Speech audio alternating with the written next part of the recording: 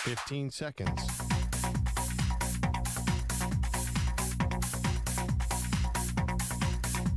Break ends in 5 seconds.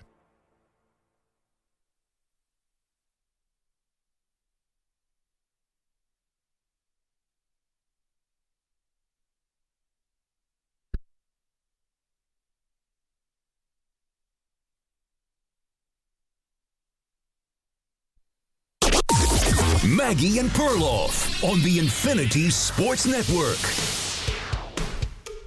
Get back to Micah Parsons in a moment, but how about one of the Cowboys' biggest rivals, the San Francisco 49ers, Andrew Perloff, and an update yesterday on their biggest star, or one of them. Good morning. How are you?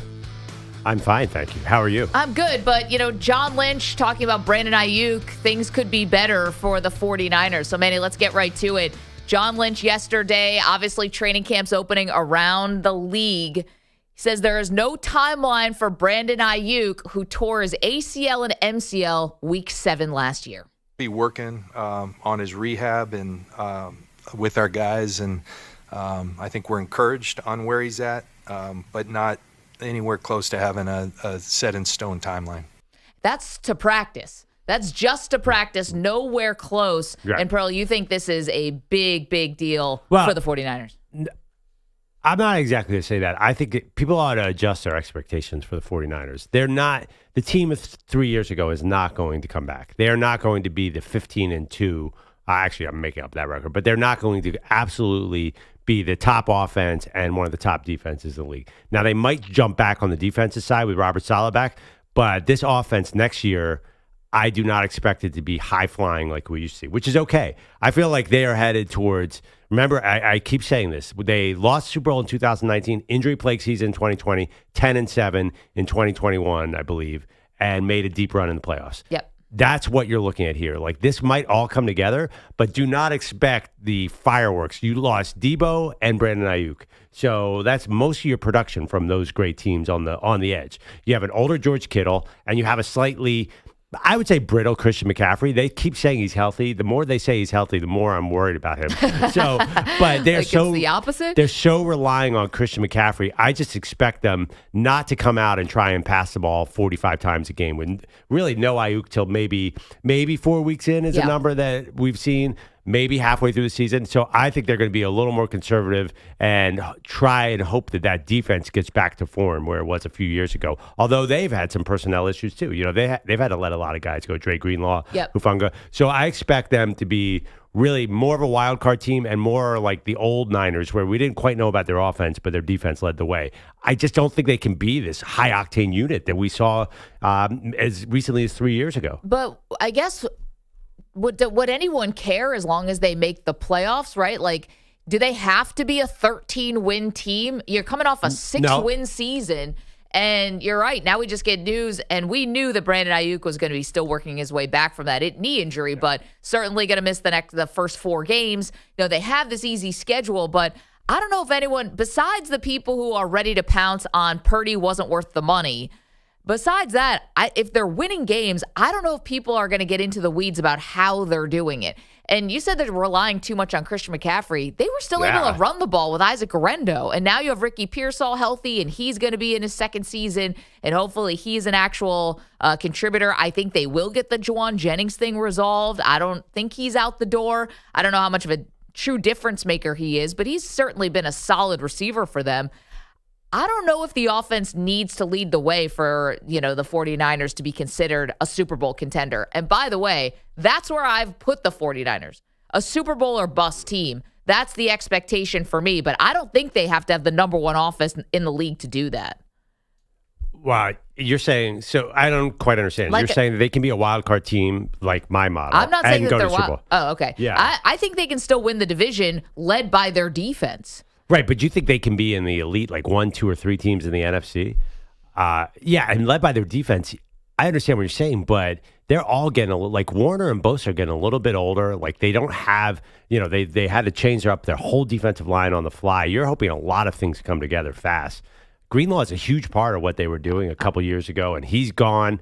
I don't know. I feel like you were really going to have to rely on Kyle Shanahan a lot this year to make some magic. Okay, well then again, this is what it's not like the cupboard is so completely bare here. This is not an offense that is a Christian McCaffrey or bust offense. I realized that he had this great season 2 years ago, and he was the offensive player of the year. I understand that. But they had gone to a Super Bowl without him years before with Jimmy Garoppolo. So they've done it with a variety of different ways. And just by not having Aiyuk there for the first part of the season or whenever he comes back, I don't think dooms them in any way. And by the way, I'm also not giving that to the 49ers as an excuse to underachieve. Brandon Aiyuk's injury to me does not derail the entire offense. He's not Justin Jefferson with the Vikings or something like that, where it's so obvious that if he's not there, who are you and what would you do? I really think that Aiyuk, if he can come back in the second half of the season or even late in the season, that's fantastic. But I'm not letting Kyle Shanahan and Brock Purdy off the hook that if Ayuk's not there, they can't be a productive offense. Why would you have this team as a Super Bowl or bust? Like they were just in the Super Bowl 2 years ago, and they're just a different team already from that. But their wide receivers were Deebo Samuel and Brandon Aiyuk. And who else? McCaffrey was a huge part of the receiving game. So Okay, is it so really, he's back. Yeah, and who else? Well, you have to turn over guys. Deebo got old. It'd be better off, and I'm not expecting him to have an amazing season in Washington. Like, just because you turn over some parts of your team doesn't mean you're doing it wrong. That means you're doing it right. The team was getting a little bit older. They still might be a little bit older. Yeah, they're definitely. I mean, their best offensive player besides McCaffrey is Trent Williams, and he's really old. Well, but offensive linemen are, I don't know. I feel like you look at your guy, Lane Johnson. There's guys who can still play at a really high level into their late 30s. There's just a brittle feel about this team. Listen, you're depending on George Kittle, who's definitely on the back end of his career. Is going to have to be a huge part of this. He's had injury problems. You don't really know what you have at wide receiver. Juwan Jennings is a possession guy. He's basically a second tight end. I just think it's going to be a lot of McCaffrey. And one thing about McCaffrey, they're not shy about using McCaffrey, too. They're going to run him into the ground. Say I'm looking at this from my personal team, my Eagles perspective. I'm like, oh, thank God the Niners are just going to run McCaffrey into the ground, and he'll be hurt by the time we get him in the NFC title game. Wow. But you still have him go to the NFC title game. So No, I think they're a playoff team, and they're always dangerous. I'm actually the only Kyle Shanahan fan on this show. I think Kyle Shanahan will get in the postseason and surprise you. I think the Rams win that division, so I think they're a wild card. I mean, the Rams. What you said that they're. I think there's a little Rams disrespect going out there that you would even consider the Niners a Super Bowl or bust team when they're the second best team in their own division. So here's the situation with the Rams, and you could say this about a lot of different teams. And I know that McVay is a great offensive mind. But Matthew Stafford at this age, and if he gets hurt, I don't think the Rams can do anything. Why? What about Brock Purdy? If Brock Purdy gets hurt, he gets hurt as much more than Matthew Stafford. But if Brock Purdy has to throw the ball 40 times, that's not good for the 49ers. But that's what the Niners did last year. And they were a 6-win team because everyone was hurt. So why do you think they can't do that again? Yeah. They cannot do that again. And so Matthew Stafford, though, if Matthew Stafford's throwing the ball 40 times, you're like, the Rams are winning that game. If Brock Purdy's throwing the ball 40 times, I don't think you love that as your offensive identity for the 49ers. And so I think Stafford is more important to what the Rams do than Purdy is to what the 49ers do. By the way, Stafford is not that old. He's 37. And I got to tell you, last year in the playoffs, he's probably, because Mahomes played so badly, he's the best quarterback the Eagles saw in the playoffs. He's really, really good. Why would you think that he's going to be more injured than ever before? Because that dude takes hits. Brock Purdy has no endurance whatsoever. Like he gets nicked up all the time. Okay, they could both get hurt. You're asking me what the disrespect for the Rams is. I'm telling you, I don't think that they can be a playoff team or be a really dangerous team if Matthew Stafford is not playing at the level he played at last year. I think he will be because, first of all, he's got Puka Nacua and Devontae Adams, and they have a strong run game. And you know what I'm putting my faith in? I think the Rams defense I'd bet on the Rams defense over Robert Saleh and the Niners defense, believe it or not, because I think the Rams defense is young and ferocious, where the Niners, a lot has to come together here on defense. Like, Saleh's got to get his guys in here. They've had so much turnover on both sides of the ball. It's funny because I feel like I used to be the more bullish on this Niners team. I think you're saying they have an easy schedule so they can still get in. There's a lot of old guys they're depending on. They're more brittle than the Rams to me. The Rams have two really old guys that are jumping off to Stafford and Adams, but then they have all these young, great defensive players, and they have Puka Nacua is so tough. I feel like the Rams are the rocket ship. And the Niners are just going to be sneaking. They're the sneaky team. Like, they're not the Super Bowl bust team. It's the Rams to me. Oh, I don't. Yes, if Matthew Stafford is healthy and can play like last year, but you're asking me why am I worried about Matthew Stafford? He's already dealing with a back issue. It's already happened. You're old. Your back hurts. I know. They had to assure people yesterday. This is literally a story from yesterday. Sean McVay had to assure Rams fans that Matthew Stafford will be ready for the regular season. Yeah. I mean, and you're wondering why I'm worried about him. Well, because he already has a back issue. So it's interesting. I guess maybe you put it out there. Who do you have more faith in, the Rams or the 49ers? 888-710-4ISN, 888-710-4476. Because it has been like a two-horse race, really, in that division lately. No disrespect to the Seahawks, but you're working in a new quarterback, and we'll see what happens with Arizona. They're always a plucky team, but I got to see this Kyler Murray, Marvin Harrison Jr. combination really take another step. We know the deal with they're going to be 7-7 and end up at 8-9. But they can play spoilers sometimes. They always start. The first half of the season they're amazing. In the second half they're terrible. That's been the way forever. Yeah, that's really interesting. I'm looking at their Super Bowl odds. They're kind of tied at 20-1. The Rams and the Niners. I just think which team is more likely to have a wave of injuries? What team in the NFL has more waves of injuries? The Niners just have these seasons where everybody gets hurt. And this Aiyuk news to me, it was like, we're already starting off on the wrong foot. 888-710-4ISN, 888-710-4476. Get it going with a little NFC West talk. We do have some Cowboys stuff for you because Jerry Jones was talking 2 days ago, which means Micah Parsons has to get his side of the story out there. Michael Parsons.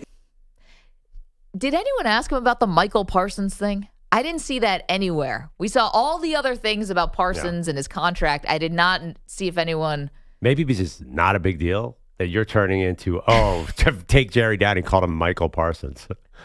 He's only your best player. I mean, come on. He just misspoke. The guy's talking for an hour every day after practice. That's the least of Jerry's problems. I don't know his name. Probably. Let's talk about the actual issues with Micah Parsons. Like, you're worried that he called him Michael once? God, listen to the rest of the press conference. There was some real lunacy in there. I did listen to the rest of that press conference, and I can't get that hour back. The question for you, who do you have more faith in, the 49ers, the Rams? Brandon Aiyuk now, no timetable on practicing. Starting to get a little nervous here that the 49ers could have one of those types of seasons that we all know where everything just goes wrong, everyone gets injured. Trent Williams, 36, George Kittle, 31, McCaffrey, I believe, is 28. I mean, this is better hold up together. 29 for McCaffrey. Like, this is kind of a risky age in NFL terms. So if those guys are all on the field, yes. But already, I had no idea. I didn't know Aiyuk was so bad. It was week 7 last year, and I kind of penciled him in my mind. I did too. To be there this year.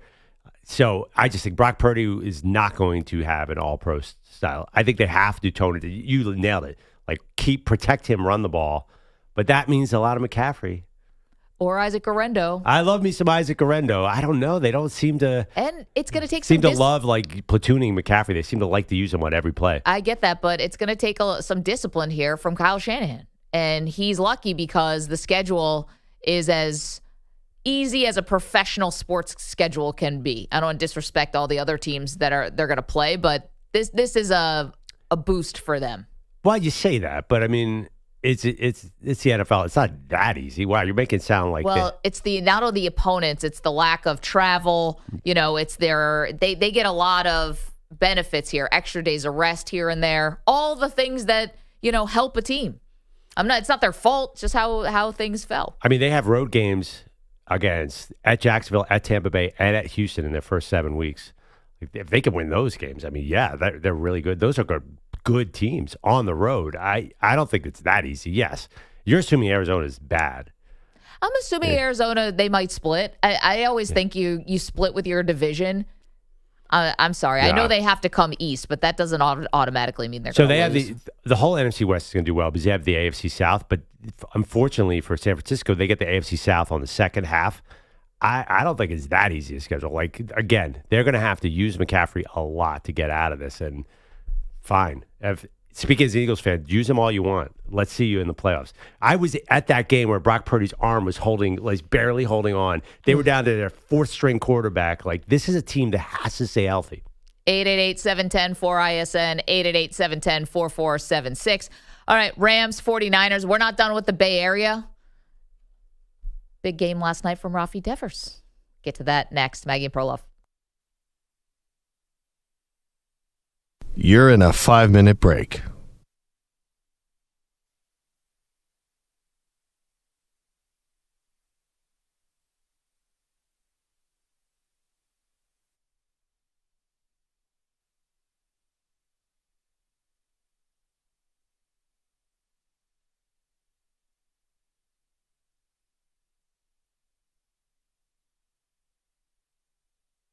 Four minutes, 30 seconds remaining.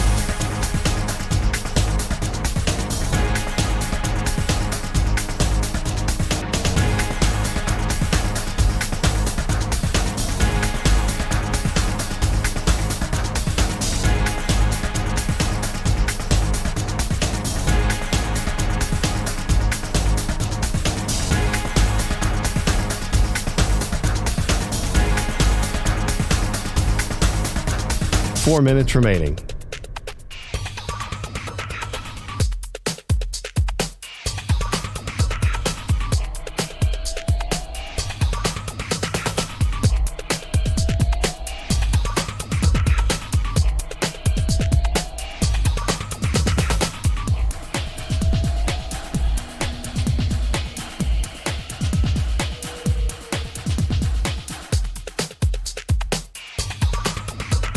Three minutes, 30 seconds remaining.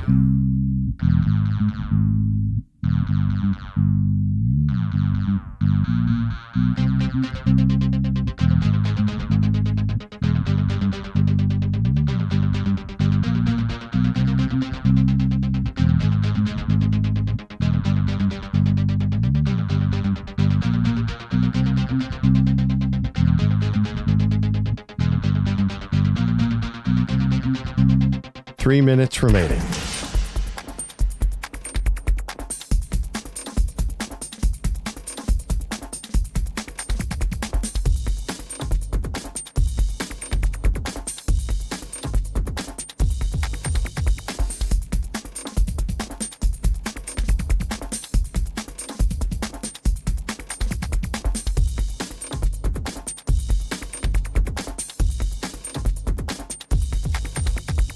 Two minutes, 30 seconds remaining.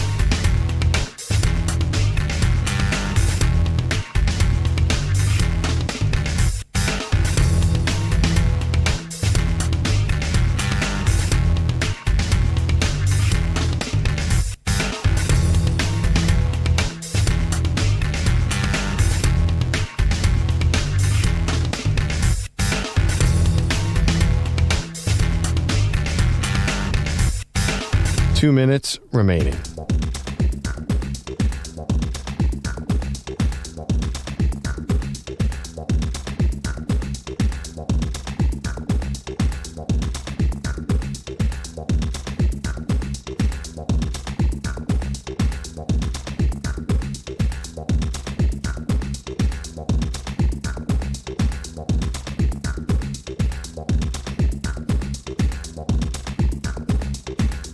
One minute, 30 seconds remaining.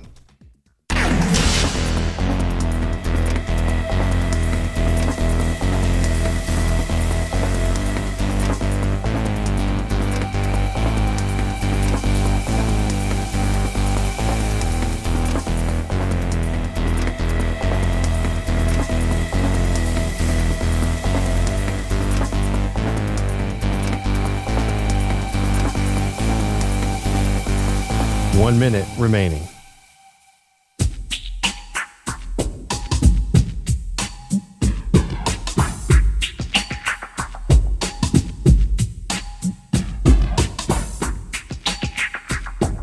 45 seconds remaining.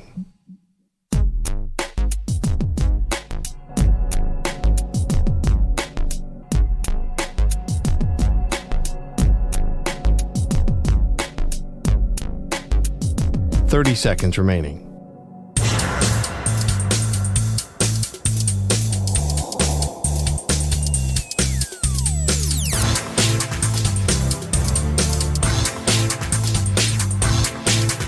15 seconds.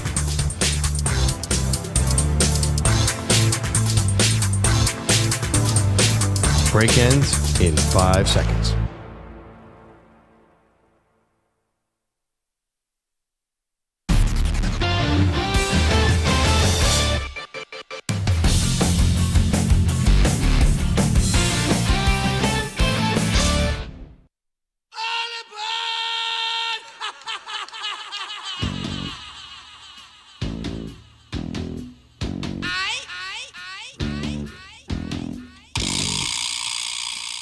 R.I.P. Ozzy Osbourne. Amazing.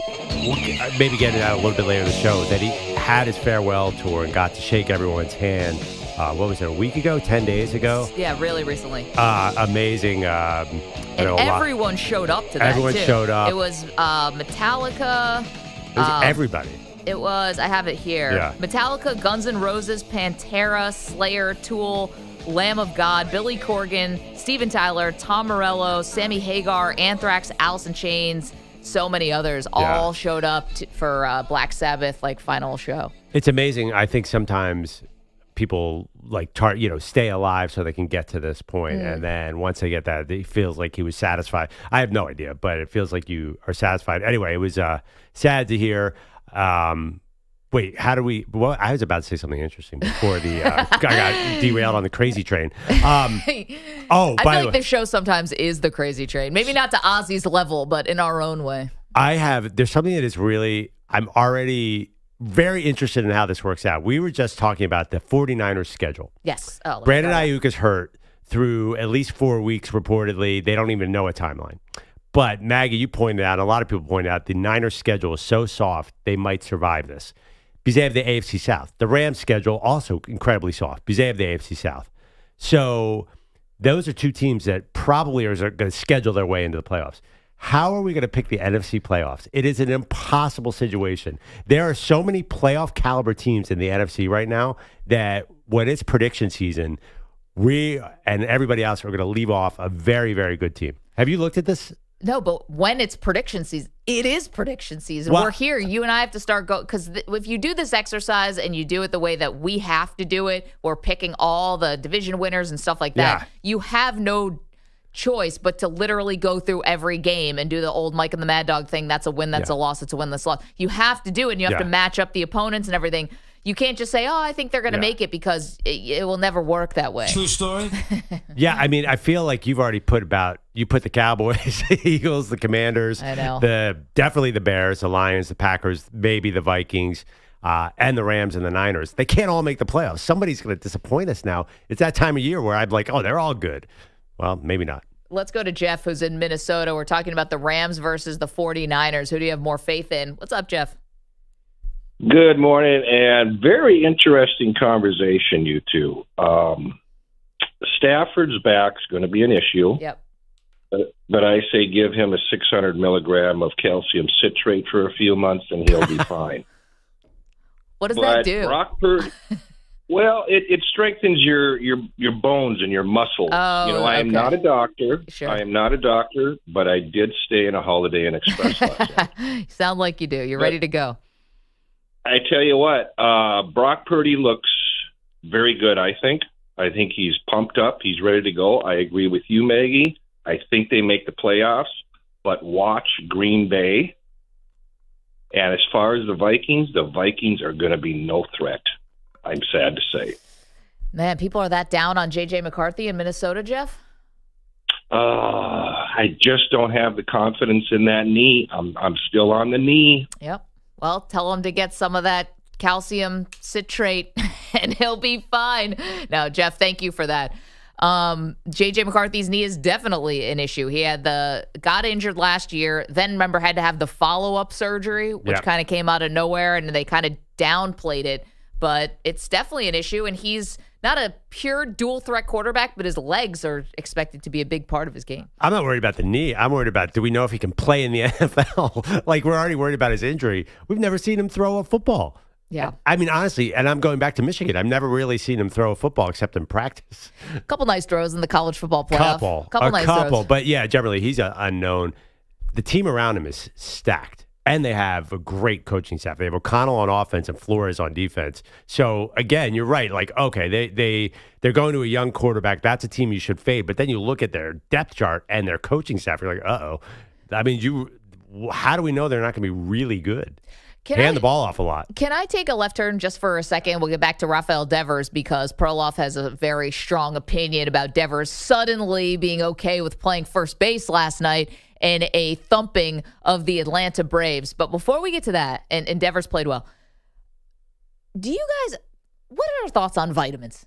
Sorry, Jeff made me think of this. This calcium citrate, do you take vitamins you feel like you can feel the effects of vitamins? Because I just started taking magnesium because everyone says take magnesium. I can't feel a difference. I notice absolutely nothing. Are you a vitamin guy? No. EJ, Manny, vitamins? Lita's a vitamin dog, but I am not a vitamin man. You ever She gets multivitamins every day. I do not. I give my kid vitamins, so like I'm doing the thing the parents have to do. Ask him. Yeah, Lucas, how do you feel today? Like you had vitamin A? I don't know. No, you probably be like, I feel like Spider-Man today. I do fish oil. I don't know if that's a vitamin, but it is a supplement. So. And you find that you feel something? No, not really. Okay. But I've been told that it's good for me, so I'll take it. I don't know. I felt like when I was a kid and I eat those Fred Flintstone vitamins, I felt the difference. Oh, those are delicious. Yeah, I felt it. Now I don't know. Maybe if we did Fred Flintstone vitamins for adults, maybe we would have a difference. No, see, the gummy industry, we can't. Which gummy are you talking about? Well, exactly. So that's the thing. It's like now there's a whole gummy industry. I know Fred Flintstone's a little more crunchy, but the gummy industry probably think is trying to make everything seem big gummy? Healthy. Yeah, big gummy. Well, I mean, listen, who's studying these vitamins? The vitamin companies who are selling you, and you're a sucker, obviously. Well, that's what I'm wondering: are vitamins a hoax? Don't wonder. Definitely. I don't think the FDA doesn't even monitor that, right? Like, there's something that the vitamin industry I think is surprisingly unregulated. I don't know much about it. Okay, you could inform me. I have a different trend. I'm about fresh food now.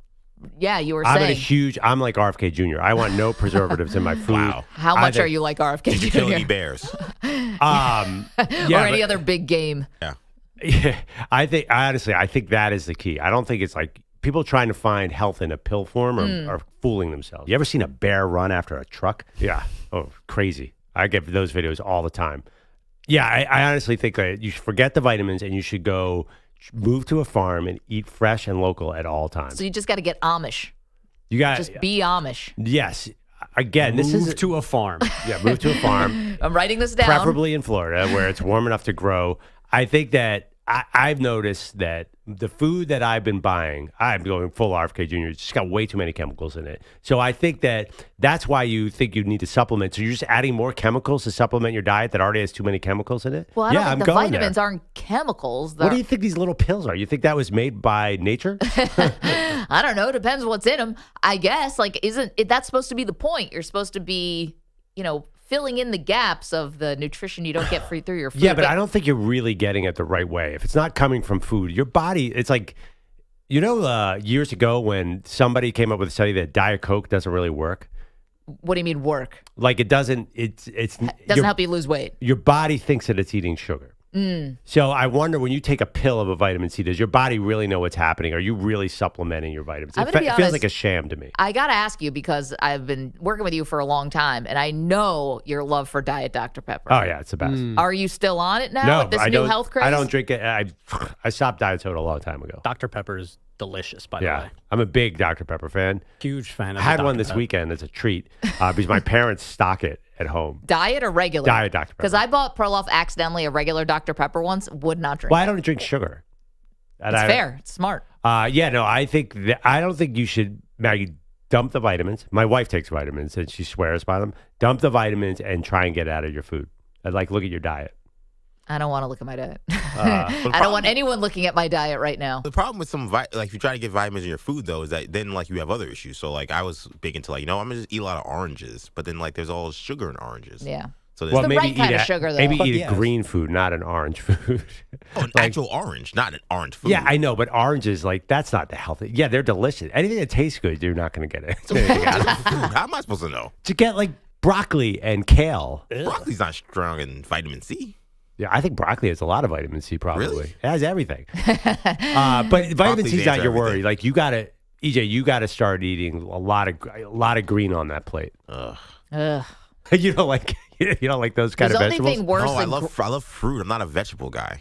Like I love bananas. I love pineapples. Like a lot of sugar there. I know. But also a lot of vitamins. The only thing worse than actually eating the vegetables is when people try to drink them in a smoothie. Have you ever actually paid like $8 or something for a green juice and then you're just like, it tastes disgusting. Every day, and it's delicious. I drink pressed green juice every day. It tastes so bitter and gross, though. It's apple juice with a little bit of kale in it. No. There was one. There's one of those companies nearby, and our building put out a bunch of those bottles like when the construction was done. That was I grabbed amazing. one. That's the last time I had one. And it was disgusting. Thank you. There was and one it's that overpriced. was there was one that was just all vegetables and like ginger or something, and it was atrocious. Manny might have been here. I almost had a spit take. It was so bad. Well, Andrea tries to make them at home, and she just doesn't make them for me anymore because I was like, I'm not drinking that. Like, you got it. Just give me the one with the regular fruit because she has a big, smoothie mixer. She loves making smoothies. So initially, it was all green smoothies. I couldn't do it. I'm going. Can I visit? Come by in Queens. All of a sudden, you're gonna have Cousin Ed. And I want to compare recipes with Andrea. I make smoothies almost every day for my daughters. Although now I just had a really good idea for a wedding gift for EJ. What, another mixer? Honestly, I think we lost ours in our whole apartment disaster. Lost? Are you misplaced it intentionally? No, this one's lost. Like, what happened to my NutriBullet? It's like, I don't know how it got to the curb. Green juice, everybody's into that kind of stuff. Well, no, it depends. Overrated. No, you're telling me to throw out all my vitamins. Throw out your green juices. Anyway, let's get to Bogusch. Got a little sidetracked there when Jeff brought up calcium citrate for Matthew Stafford's back. Your headlines this morning sponsored by Progressive Insurance. Insurance for motorcycles, boats, and RVs for protection on the road and on the water. See how much you can save at 1-800-PROGRESSIVE and Progressive.com. Rahul. The multinational nightmare is over thanks to Ben Arroz Cone Clutch. First pitch to Rice. Swung on a high fly ball. Deep right field. Give it up on it. Is Barger. That game is a 5-4 lead for the Yankees as Ben Rice turns one around. Dave Sims on WFAN. Ben Rice, a tie-breaking solo homer top 9 for a 5-4 victory. The Yanks' first win in 6 tries against the Jays this season. They also end Toronto's franchise record 11-game home winning streak. Rice happy to snap both. That's big time. Hopefully it can give us some good momentum heading into tomorrow. And as we continue the season here. The Yankees shaving a game off their AL East deficit. It is now 3 behind those Jays. Arroz. Got to roll the R. Arroz. That's what they call Ben Rice from Massachusetts. Ben Arroz Con Clutch. Well, that's what I called him this morning. Yeah, I was like, that's a cool name. No, have you heard him speaking Spanish? No, is he Spanish? Oh, no, he's not a lick of Spanish, but he learned Spanish through his entire youth because he wanted to be a professional baseball player and he wanted to speak to his Latin teammates. Yeah, smart. So he speaks Spanish. He does interviews in Spanish. Amazing. He's from Cohasset, Massachusetts. Yeah. He also, from the Boston area, grew up as a Yankee fan, too. So this guy's incredible. He's just a walking oxymoron. This guy's awesome. Went to Dartmouth, right? He did go to Dartmouth, yeah, and he speaks. Ben Rice did? Ben Arroz. Oh, my God. Perloff just woke up. And now Pearl's into it. His alma mater. Yeah, I for the Yankees. Yeah, now I'm all in. I think I might have known that at some point. And 10 days later, you're going to go, hey, did you guys know Ben Rice went to Dartmouth? We had Kyle Hendricks. But also the thing with Ben Rice is that he has an American accent, but he also has a Dominican accent because he's been hanging around with Dominicans so much that sometimes he sounds like a white man, but sometimes he sounds like a Dominican man. It's incredible. Can I ask you, what, for the layman, how's a Dominican accent? I know Argentinian Spanish is very, very different, right? It's like speaking it's very different. But between Dominican, Puerto Rican, any Mexican.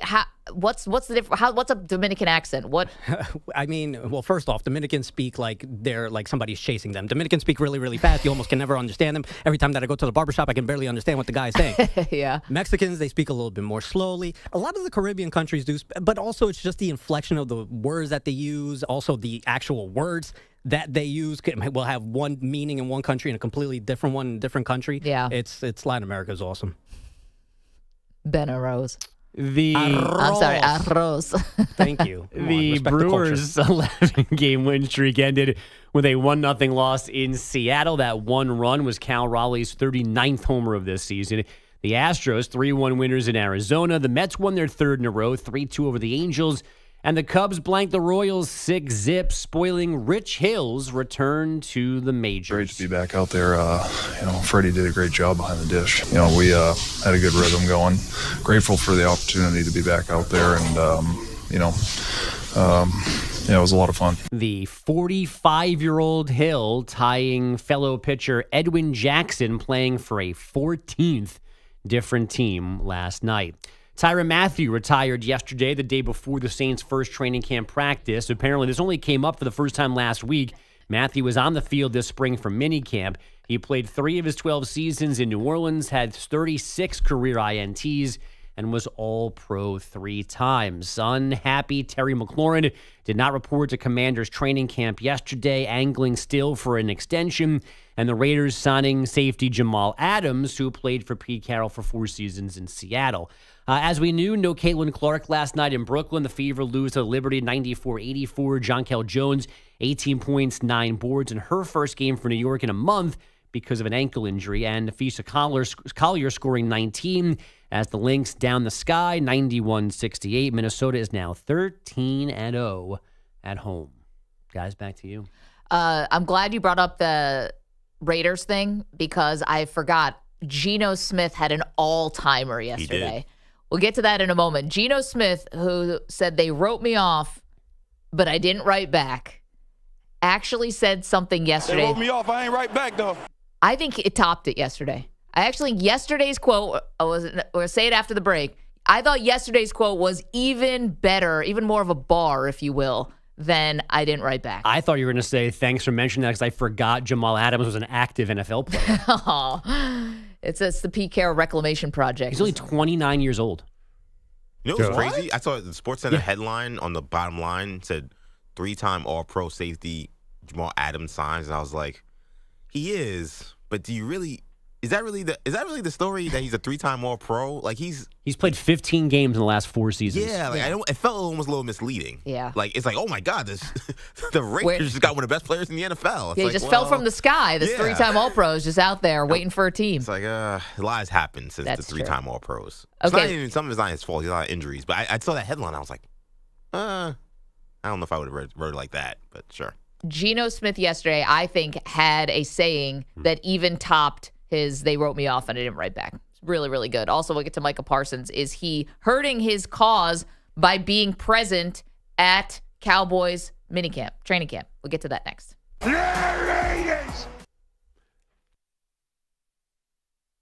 You're in a 5-minute break.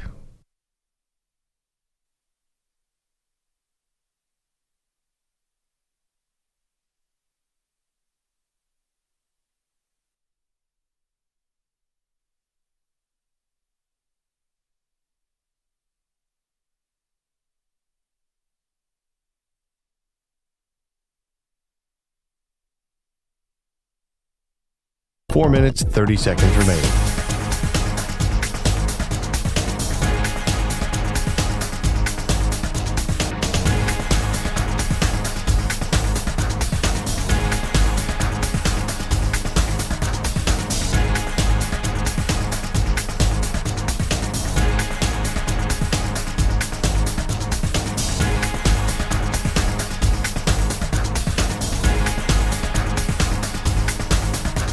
Four minutes remaining.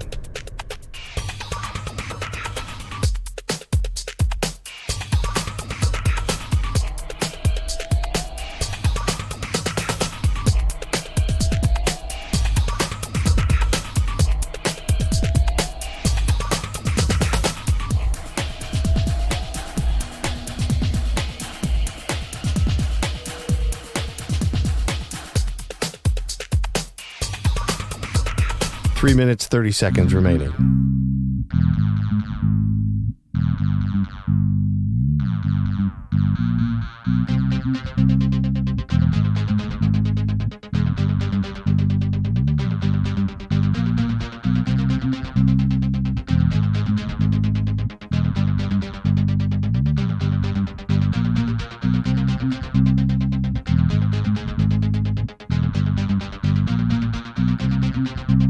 Three minutes remaining.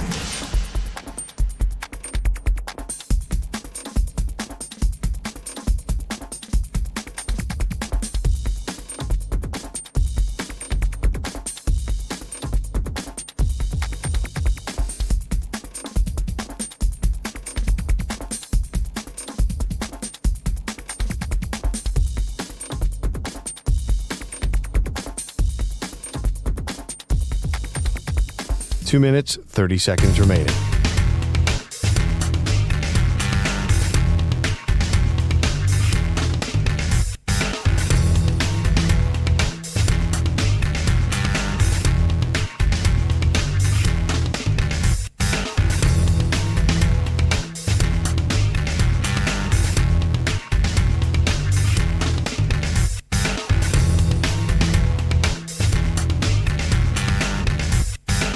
Two minutes remaining.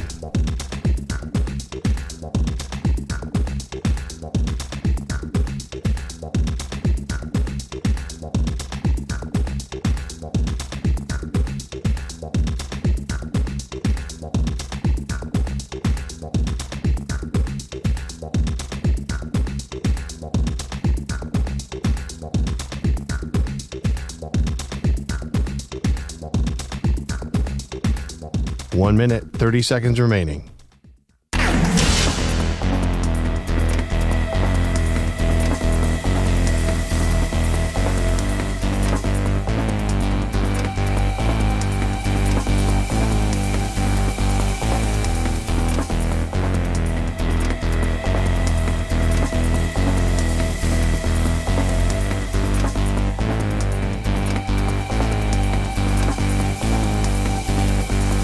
One minute remaining.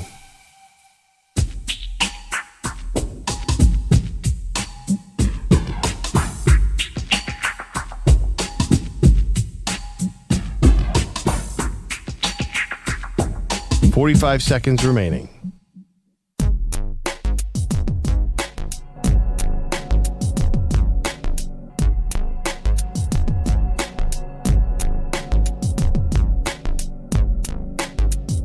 Thirty seconds remaining.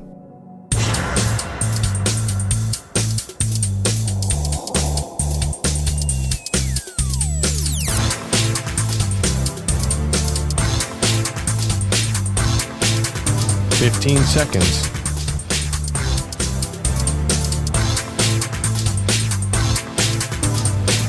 Break ends in 5 seconds.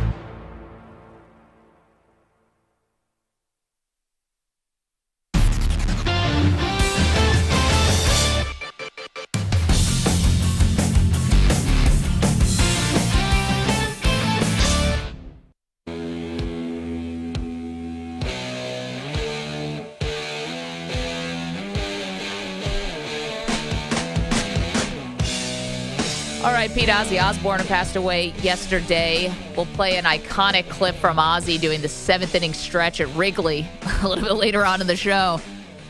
Did he know the words to Take Me Out to the Ball Game? You be the judge. Okay, but for now, let's get to Geno Smith. Pearl, I teased it going into the break.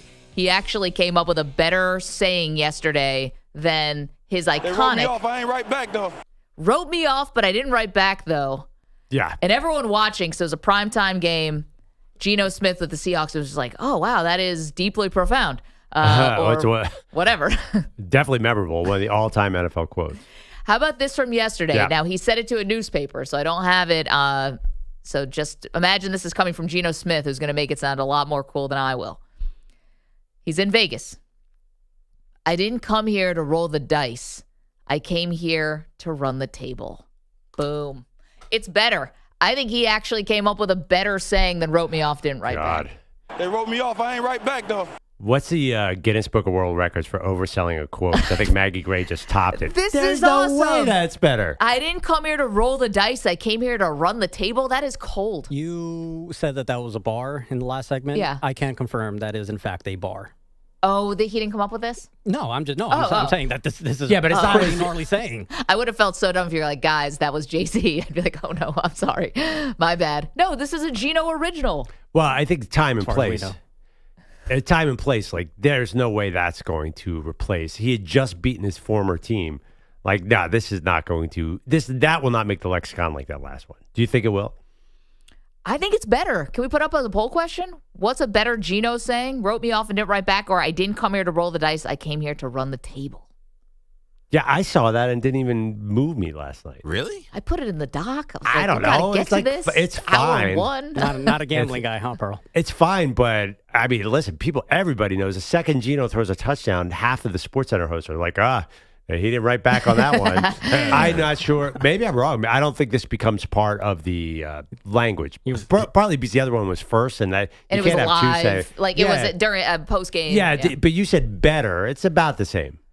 Let's let best, America be at the best, judge. it's equal to it. There's no way that's better than they wrote me off and I didn't write back. I didn't come here to roll the dice. I came. That feels a little manufactured. That feels like a little effort behind that one. I wrote me back felt more spontaneous.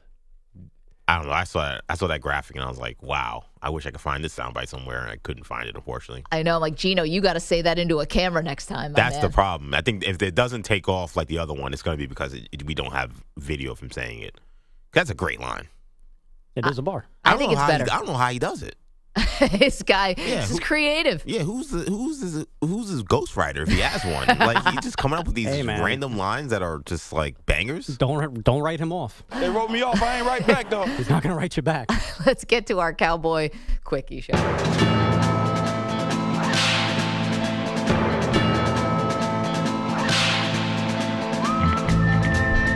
Pearl, your favorite topic: contract disputes. Oh, yeah. No, let's play a part in this where we get to be the media that's getting used by both Jerry and Micah for a contract that's going to get done. He's going to make more money than any of us ever dreamed of. But let's jump in and be part of this process. Fantastic. Okay, Micah Parsons responding to Jerry Jones and what he had to say yesterday. Says he's in camp to support his teammates, but not to please Jerry. At the end of the day, like, I'm here for my teammates. I'm not here to please another grown man. I'm here for them. I want to be here with Trey. Watch him rehab, watch him get on the field, watch his growth. I want to be here battling with Terrence Steele. Like, I'm here for these guys. I'm not here for him, So I think, at the end of the day, he's on the field with us. We're on the field playing the games and things like that. So I'm going to just control my teammates, keep boosting it, and, we're just going to keep playing together.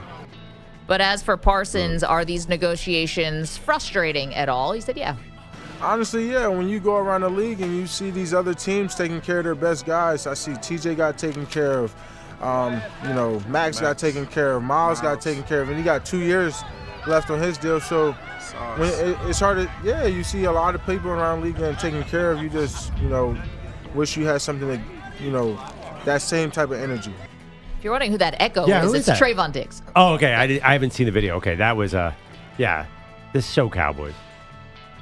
Like, of course, all this had to be said into a mic. And Jerry spoke for 2 hours about it yesterday. And now Micah Parsons, like, this is definitely like, if you think this core of the team is winning a Super Bowl, just listen to this dynamic. Like, why are you? Come on, right? Like you're negotiating in public and trying to make it into this media spectacle on both sides. Well, I mean, I've told you for years, I don't think Jerry Jones is really about winning anymore. I think it's about, or I don't know what it was ever about. Because he obviously let his ego get in the way when it came to his coach and Jimmy Johnson all those years ago. I think he will pay Micah, but I think I think he's being calculated that he wants it to happen as like this big, like final push right before the season, like this big media blitz, so that they are assured to get headlines even week 1 of the NFL season. It's like Dak Prescott signed the day of that first game. CeeDee Lamb signs right before the season starts. Like, they're doing this in a calculated way. It's not because about leaves falling on a tree. I think it's about promotion and publicity. about that. It's not because they're waiting to see more from Micah Parsons, and I don't even think it's because the negotiations are that far apart. I think Jerry likes this right as the launch pad to week 1. And Micah's doing him a favor because he's at camp. I think it's more like, I think he sat out practice, right? But he's there. I think it's more likely that Micah Parsons' agent is asking for probably like a 4th guaranteed year, and the Cowboys are like, we want to minimize our commitment, like we don't want to go as long, and they're probably in a game of chicken on that issue. That's what always happens, Yeah, right? what always happens. The Cowboys cave, and they end up with giving that extra year, that extra million, that extra everything. Well, what does Andrew Brandt say, though? Deadlines force action, so they're waiting for a closer deadline, right? I mean, but if I'm Micah, I've seen this movie before every time with my teammates, and they always get what they want. well, I'm sure I'm sure he's asking for the same thing. The Cowboys like, we don't want to do that deal. I mean, is it possible that this is a genuine negotiation? Why does everyone assume incompetence when I'll bet you Micah Parsons asking for the moon, because why wouldn't he? And I'm sure the Cowboys are like, we'd like some cost certainty, because why wouldn't they? And I'm sure that at the end of August, the deadline will be on top of them and they'll both cave. But what ends up usually happening? Does Jerry get what he wants, or do the player get what they want? Well, kind of both. I mean, does it happen that way? I don't think so. Eventually they sign. They never hold out, really, except for Emmett back in '93. But Dak got what he wanted and has done that twice. CeeDee Lamb seems to have gotten what he wanted. Last thing here from Micah, let's do this because it plays right into what Perloff and I were talking about. He says he can't take the contract dispute personal because he's seen the Cowboys do this with their other stars. I wouldn't say it's hard not to take it personal when you know how there's a chain of events of something consistently happening over the course of years, when you kind of see it before through other players and things. So you don't take it personal when you're like, all right, it's not like I'm getting treated differently than anyone else. Yeah, exactly. So I don't take it personal. I just don't understand. Right. He just watched this with Dak. He watched it with CeeDee Lamb. I mean, the guy understands. Like, I'm going to wait this out, and if I just go about my day and go about my business, I'll sign. Jerry will cave, and let's get on with our lives. Yeah, I heard an interesting note from Schefter. Adam Schefter, ESPN, said that Jerry and Micah had negotiated a deal, and it was ready to go, and then the agent got in and said that deal ain't happening. Because Jerry was trying to work around David Mulugeta, famously. Yeah. And Micah's camp did not let that happen. Yeah, Jerry. Remember there were all those videos like at the combine where Micah, or I don't know where it was, where Micah and Jerry were off to the side talking. Like Jerry tried to do something directly with him, and they had an agreement almost. And then the agent was like, David Mulugeta plays hardball. This is a guy who got Deshaun Watson his 5-year, $222 million guaranteed contract. I'm sure that Micah's team is that's the thing in these negotiations. We don't know what the player is asking for, and we always assume the team is at fault. I'm not saying yes, I think the team is at fault. I'm just saying we know how this is going to end. It's with Micah getting what he wants. That's what I think. But how do you know that okay, I understand, because everybody's on your Dak did, but CD did. How do you know the Cowboys aren't acting completely rationally here? Maybe he's asking for the world, and they're like, we don't want to do this deal. Well, the reason why I don't think that's happening with Micah Parsons specifically, because I can only go by what he said publicly. He said he would take less to get signed, and he said that last year, and this deal could have been done last year. Now, you're telling me Schefter said that the agent came in and said, no way, no how. Okay, fine, but I can't blame Micah Parsons when he seemed like he's willing, right? Have you seen, and ultimately, the agent works for him. That's maybe true, but have you seen other David Mulugeta contracts where they gave the team a break? I don't know all of his stuff. I mean, he's got all the high pay guys. He's like Boris. I mean, this is I think it takes two to tango, and I think again, as media members, we're caught in this wash where both sides are negotiating. I think, and you know what, Micah Parsons is going to play this year. Is there any doubt? Trey Hendrickson. Now that is interesting, but honestly, Micah is just, the guy loves a microphone, and he just says these things. Don't you take all this with a grain of salt? I think Micah's being perfectly fine here. Let's hit the nay. No, I'm not saying that he's not being perfectly fine, but I mean, he's sitting there. Better this than guy fine. got paid. This guy got paid. This guy got paid. Just don't say. How about you don't still say anything? You practice and let your agent work out a deal with Jerry Jones. Why do the Cowboys always have to make such a public spectacle of everything, Maggie? I didn't think this was that spectacle-y. I mean, it was a little weird that Trayvon Diggs was there next to him, like some kind of hype man. It was like a professional wrestling type of thing where you got your Paul Heyman next to you or what have. But you don't think the Cowboys offseason has been spectacle-y?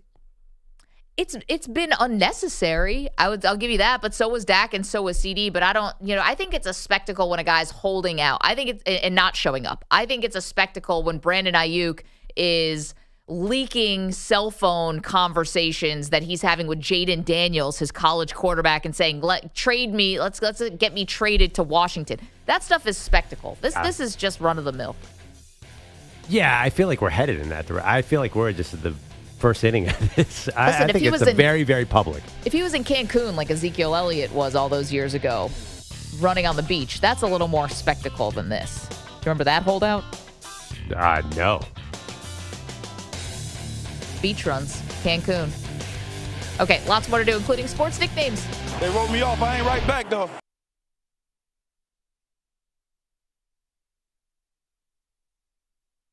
You're in a 5-minute break.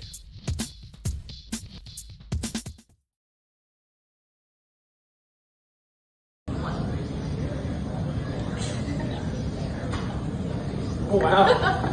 Wow, that was actually good. Los Angeles, she's coming. 4 years.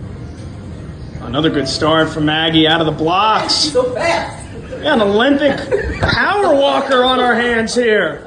Yo, big friendly, let me ask you something real quick. Why everybody spit sound like nigga night clips? You ancient, bro, like turn the dial old. You probably smell like mothballs and mold. Talking about your sling like it still got charm. But every woman just runs from your cologne alarm. Out here begging them to get a whiff.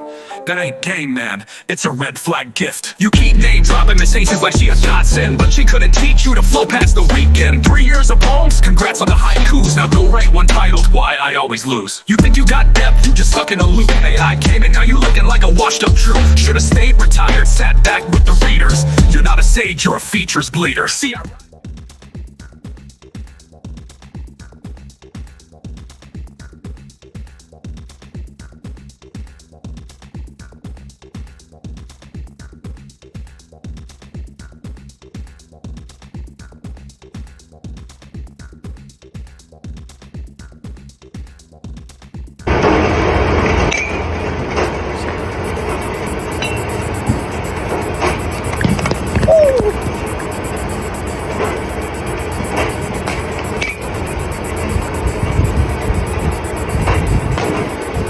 There's a roof.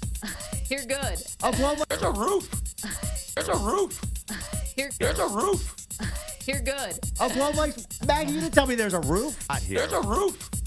You're good. Oklahoma, Maggie, you didn't tell me there's a roof. 3 minutes remaining.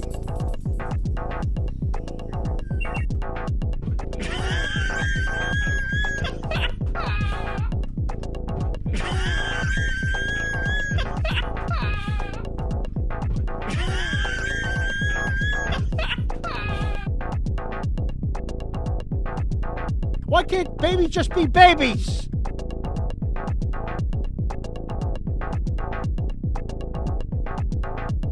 Two minutes, 30 seconds remaining.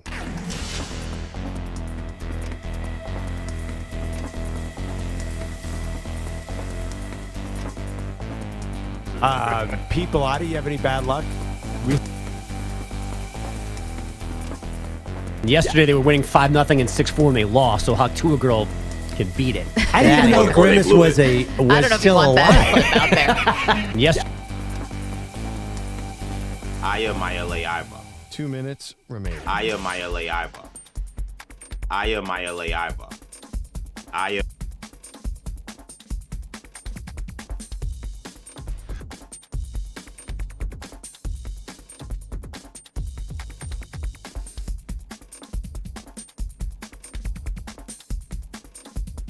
Down, they don't pick up the first down, and this was there. Oh, it was right there. He picks up the first down easy if he's 1 minute, 30 seconds. down. They don't pick up the first down, and this was there. Oh, it was right there. He picks up the first down easy if he's able to. Down, they don't pick up the first down, and this was there. Oh, it was right there. He picks up the first down easy if he's able to pick up the first down, and this was there. Oh, it was right there. First down, and this was there. Oh, it was right there. Now they don't pick up the first down, and this was there. Oh, it was right there. He picks up the first down easy if he's able to. Now they don't pick up the first down, and this was there. Oh, it was right there. He picks up the first down easy if he's able to. down, they don't pick up the first down, and this was there. Oh, it was right there. He picks up the first down easy.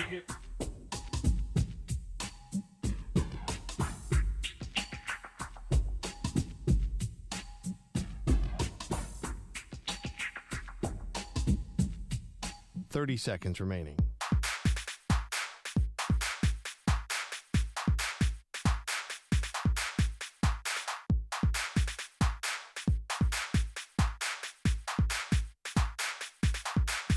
Fifteen seconds.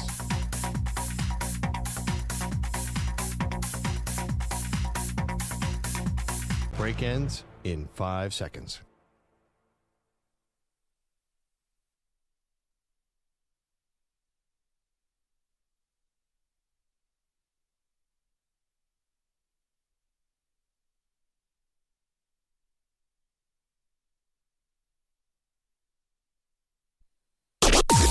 Maggie and Perloff on the Infinity Sports Network. Is the SEC really the deepest college football conference in America? Welcome to the show. Maggie Gray, Andrew Perloff. Not according to SMU head coach Rhett Lashlee, who was talking at ACC Media Days, Pearl. And we know SMU got into the college football playoff last year. And he was really kind of taking aim. Now, one thing he said was in his sort of evidence for why the SEC is not a deep conference, like everyone says, is because 6 teams basically have been national championship winners out of that conference. That it's the same 6 teams at the top. Yeah. It's not that the Vanderbilts of the world and, the Mississippi States, they're not the ones that, and no disrespect, just like, they're not the ones that are winning national titles. It's the Alabamas, it's LSU's, it's Georgia's. It's the same characters. Do you agree that means that the SEC is not as deep as they claim to be? Well, that's putting the bar pretty high. I mean, 6, he's like, well, there's only real 6 national contenders. I mean, what other conference can say they have 6 national title contenders? Well, it's funny you say that because if we just go in the last 30 years, let's just do the last 30 years, that 7 schools from every other conference combined have won a national title. So Ohio State, Michigan, Clemson, FSU, USC, Miami, and Nebraska. Those are all the other conferences combined would match the amount of titles, the amount of schools that the SEC has produced for champions. I totally understand what he's saying. So the thing about the SEC is Alabama says we go into all these schools, and if we lose to Vanderbilt, that's okay because playing the SEC is brutal. And a lot of people did not buy that argument because of course, everyone knows like Kentucky football is not good historically, but still, it's way deeper than the Big Ten. I mean, the Big Ten, whose media days, did you see the schedules? That like the bottom of the Big Ten was awful last year. Yeah, but the bottom of the SEC is also bad. See, I think the bottom of the SEC is, in my opinion, better than the bottom of the Big Ten. But by how much? And I get it. Purdue, there are some teams that are just so just off the radar right now. But is it really? But by leaps and bounds that the bottom of the SEC is that much better than the bottom of the Big Ten? I think so. Yeah, I think Indiana ran the Big Ten last year by beating a bunch of basketball schools. I don't think Indiana would have run the bottom of the SEC. I think they're significantly better. I mean, listen, right now the bottom of the Big Ten is way down. Is the bottom of the SEC. But look at the draft picks. All those teams that are at the bottom, except for really, they all produce a lot of NFL guys. I mean, if you're going by, say you use NFL talent as a metric, the SEC is way ahead of the bottom of the Big Ten. The top schools of the Big Ten, Ohio State, Penn State, Michigan, are producing a lot of pros, and now Oregon too. Yeah. But the bottom is Washington. Washington's had one good year. They might be poised for another one. We can get into that. USC, Yeah, but generally, I would say the bottom, the Marylands and the Purdues and the Indianas usually, and now Illinois is good. But generally, those teams are not producing pros like the bottom of the SEC. I think the bottom of the SEC is better. Big Ten is also bigger. I don't know why this. Do they really think these schools could compete in the SEC? Not only that, I think this is what it's going to come down to. The Big Ten and the SEC who are figuring out the future of college football and how we determine a champion are so far apart on how they see this. Basically, we're not talking about the top of the conference. We're talking about the middle and the bottom because, the Big Ten, it seems like they want more of the 4 automatic qualifiers for their conference, and the SEC maybe wants more of that either no automatic qualifiers or the 5+11 model. Right, because I think they'll get more teams. Right. Ultimately. Yeah, I mean, because they have more faith in the bottom of their conference than the Big Ten does. So we asking you, who do you think has the deeper conference? Who can actually claim this? Is it the Big Ten? Is it the SEC? You're welcome to weigh in at 888-710-4ISN. I find one other thing that's sort of happening, and maybe you guys can help me out with this. So as we know it right now, conference championship games are not going away. Right? Right. You still play for a Big Ten championship in Indianapolis. You're still going to play for the Big 12 championship in Las Vegas, right? Like all these, the Power Four and everyone has a conference championship. And for the most part, because I was thinking about SMU yesterday a lot, not only the winner of your conference championship will get into the college football, but so will the loser.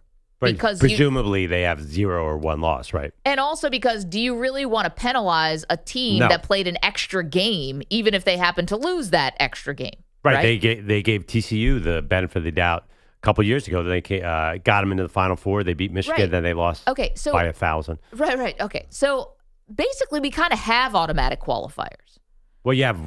Because you kind of have the conference champion and you have the loser generally, although I know that Iowa State did not make the college football playoff, even though they lost the Big 12 championship game last year. But both participants in the ACC, both in the Big Ten and both of the SEC, you kind of, don't you have de facto automatic qualifiers? Well, you do, but I think a lot of people after last year's playoff said SMU should not be in there.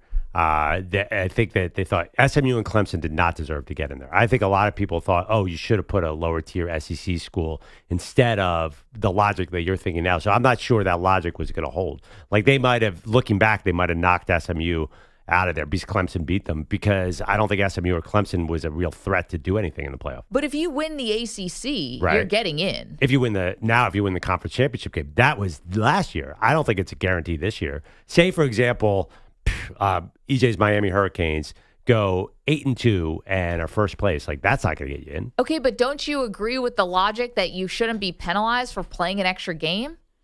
So, like, why would anyone even want to play in their conference championship if it's not if the risk of even winning it or losing it keeps you out of the college football playoff? But if they have 2 losses and they head into the conference championship game, then they need to win it to get in. I mean, SMU had 1 loss, right? Right, so. But again, what do you do with the loser of that game? Because they happen to lose and play against a really good opponent, presumably, how many they're losses going to get out. If they have 3 losses and they're out, what's the problem?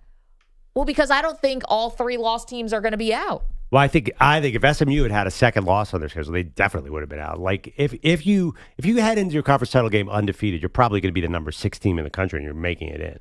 No, but I think the coaches will have a conniption over this because you're asking them to play an extra game, and somehow you can get penalized. So a team sitting home who could have a similar resume that they do, all of a sudden would get into the college football playoff by being on the couch. I don't think that's going to square with these coaches. So I guess what I'm asking is, don't we basically have automatic qualifiers anyway? I don't think it's going to continue that way. I think a lot of people did not like the way the field played out last year. I think a lot of people thought the non-SEC. I think people thought South Carolina, Ole Miss, and Alabama were probably better than a lot of teams that got in. And I don't think if they could do it again, I'm not sure SMU makes it in. I love SMU. A big Rhett Lashlee fan. My friend Derek King is coaching there. They're great. But I think people looked at last year and said, well, why are we leaving the big boys out when they have not proven, the other schools have not proven? I don't think they liked Indiana in there. I don't think they liked SMU in there. I think that people came out of last year's playoff and said, maybe this is not the right way. 888-710-4ISN. No, they're going to change the seeding. But as far as how you get the teams, which teams get in, I'm very curious about that. One other thing that Rhett Lashlee said, and I'm also want to know what our audience thinks about this, which is, he basically kind of skewered the committee, right? Like the automatic, the at-large bids, and kind of skewered this like that the committee has biases and that the committee like can't be trusted is kind of like the crux of what he said. They benefited from the committee, did they not? Of course. Right. So I was kind of curious why he would take aim at the committee. And it's funny because, committees have been a part of college football in determining seeding and teams and, and how we do things for so long. Do you want to completely get rid of the committee, Pearl? No, I mean, you have no choice. Because you have uneven scheduling. Unless you're going to go to an NFL schedule with a Power 5 conferences, then what choice do you have? There's no way to figure it out to on the field. avoid the committee. Yeah, they don't have another option, do they? You could just try to do computers, I guess, but then you'd have to agree on what are the computers, they already use computers, by the way, but like what are the computers valuing and how are they building these models? And that's kind of what Brett Yormark, the head of the Big 12, said. They kind of are, expecting the data to really drive the conversation. That may be so, but remember they had the BCS and that was data driven, but they still used a big chunk of it was human voting. It was like a third of it, the polls. I think what Rhett Lashlee was talking about, I think everyone came out of last year's and said, we got it wrong. I think that was not the teams, the seeding. The teams. I think they got the teams wrong. I think they ignored strength of schedule and they saw, well, the teams, a lot of people said Indiana and SMU didn't play anyone and then they didn't win. So I think the powers that be came out and said, we're going to put a 3-loss Alabama team. I think they regret that decision, mainly because of probably TV money. But don't you think if they could do it again, they would have put Alabama in last year? Not necessarily. No. I think that's what I felt coming out of that. I'm like, oh, this 1-loss ACC team better watch out because they're going to put in a 3-loss SEC team next year. To be honest, though, those teams weren't the only ones that got blown out. Oregon got blown out. Tennessee didn't play well. So some of the big boys. Oregon didn't really get blown out. Yes, they did. By Ohio State in the Rose Bowl, they 100% did. Yeah, but they just sort of got their offense revved up a little too late. It wasn't even a game. It was over. It was embarrassing for Oregon, and it's unfortunate because they were the number 1 team in the country, and yet they didn't get any kind of home field advantage, and I think that was wrong. But we got to call it like it is. Even if you're the most diehard Ducks fan, you know that game was not the fitting ending to a great season. But they belonged on the same field with that team. But the big boys they had just beaten them, right? But the big boys also lost, it's not like it was just Indiana and SMU who got railroaded, or got boat raced, whatever you want to say. The big guys also lost. So I don't know if necessarily Alabama needed to be in last year. Well, remember last year, Alabama, I can't remember who, maybe it was Saban as a voice says, we're not doing this again. There was a lot of, I read a lot of that sentiment last year. Next year, we are going to give the benefit of the doubt to the big conferences, specifically the SEC. And I think that's why the SEC, the scheduling difference is just too big, Maggie. Who did Indiana beat getting in there? Of course they lost. Okay, but doesn't the Big Ten, EJ, correct me on this, does the Big Ten play 9 conference games and the SEC is playing 8 conference games? That's correct. Okay. Right, but they're getting a bunch of cupcakes in those 9. Well, but the conference keeps expanding. That's also adding some really good teams as well. You want to play Oregon, you got to play Washington, you've got to play USC. It's not just adding Rutgers over and over again. I heard Oregon. What were the other ones? Washington, who is going to have a good year this year. Okay. I'm backing They're pretty the good. Huskies. Okay. And USC. Okay, well. Well, one thing that Ryan Day said yesterday I thought was interesting was that 10-win season 2 years ago for USC. It's not like they've been winning 3 games. They just had the Heisman too. But one thing he said also was that with the SEC playing 8 games, it kind of skewers how we look at their schedule and their record. Because if you have to play 9 games, that means a win that you had in week 4 that may look good may not look as good if that other team gets another loss, which is just going to happen because you're playing 9 games. So he says that the Big Ten is at a disadvantage currently with playing a 9-game schedule because the SEC, they don't have this extra game where a team that you thought, hey, we beat Florida and they're 5-3. Well, maybe if they played another week, they'd be 5-4. Maybe your resume wouldn't look so good. Right, but if you ask, and I'm being serious, if you ask any Big Ten coach, would you switch your schedule for an SEC schedule? I bet they would say no. I'd take this. I really believe that. I think the 8-game SEC is harder than the 9-game Big Ten. I mean, it probably depends. 1 year, maybe a little bit easier. Next year, maybe a little bit harder. Because sometimes you're going to get a season where you're going to have to play Michigan and Ohio State, and you're going to have to play Oregon. And you know how this goes. It's I think on uneven. whole, I don't think so. I think on whole, the SEC's more challenging. We just disagree with this. I don't think, you got to get Michigan and Ohio State if you're a mid-level. That's impossible. But overall, I think Michigan and Ohio State year to year have easier schedules than Alabama and Georgia. 888-710-4ISN. let's get to some sports nicknames. 64 nicknames were entered, but only one will win. It's Maggie and Perloff's search for the greatest nickname in sports. We are on to the Sweet 16, at least in part of the bracket. Pearl, this is exciting stuff. Can I tell you the heavyweight matchups we have as we're trying to find the greatest sports nickname of all time in the hoops and handles region? Your number one overall seed in that region is, of course, Air Jordan. On September 15th, Nike created a revolutionary new basketball shoe. On October 18th, the NBA threw them out of the game. Fortunately, the NBA can't stop you from wearing them. Air Jordans from Nike. So serious. Amazing. Wait, by the way, that's a real story, right? They wouldn't let him wear the Air Jordans. I forgot about that. Air Jordan, up against the 5th seed, the Black Mamba. Now, at that point, was that when the Black Mamba raised its head? Yeah. Or was identified? Well, it was always there. It was always there. It just identified. Let's put a name to it. Well, I mean, like I said, there's a difference between who you are and what you are. And what I am when I step on that court is, I become that. I am that killer snake. Wow.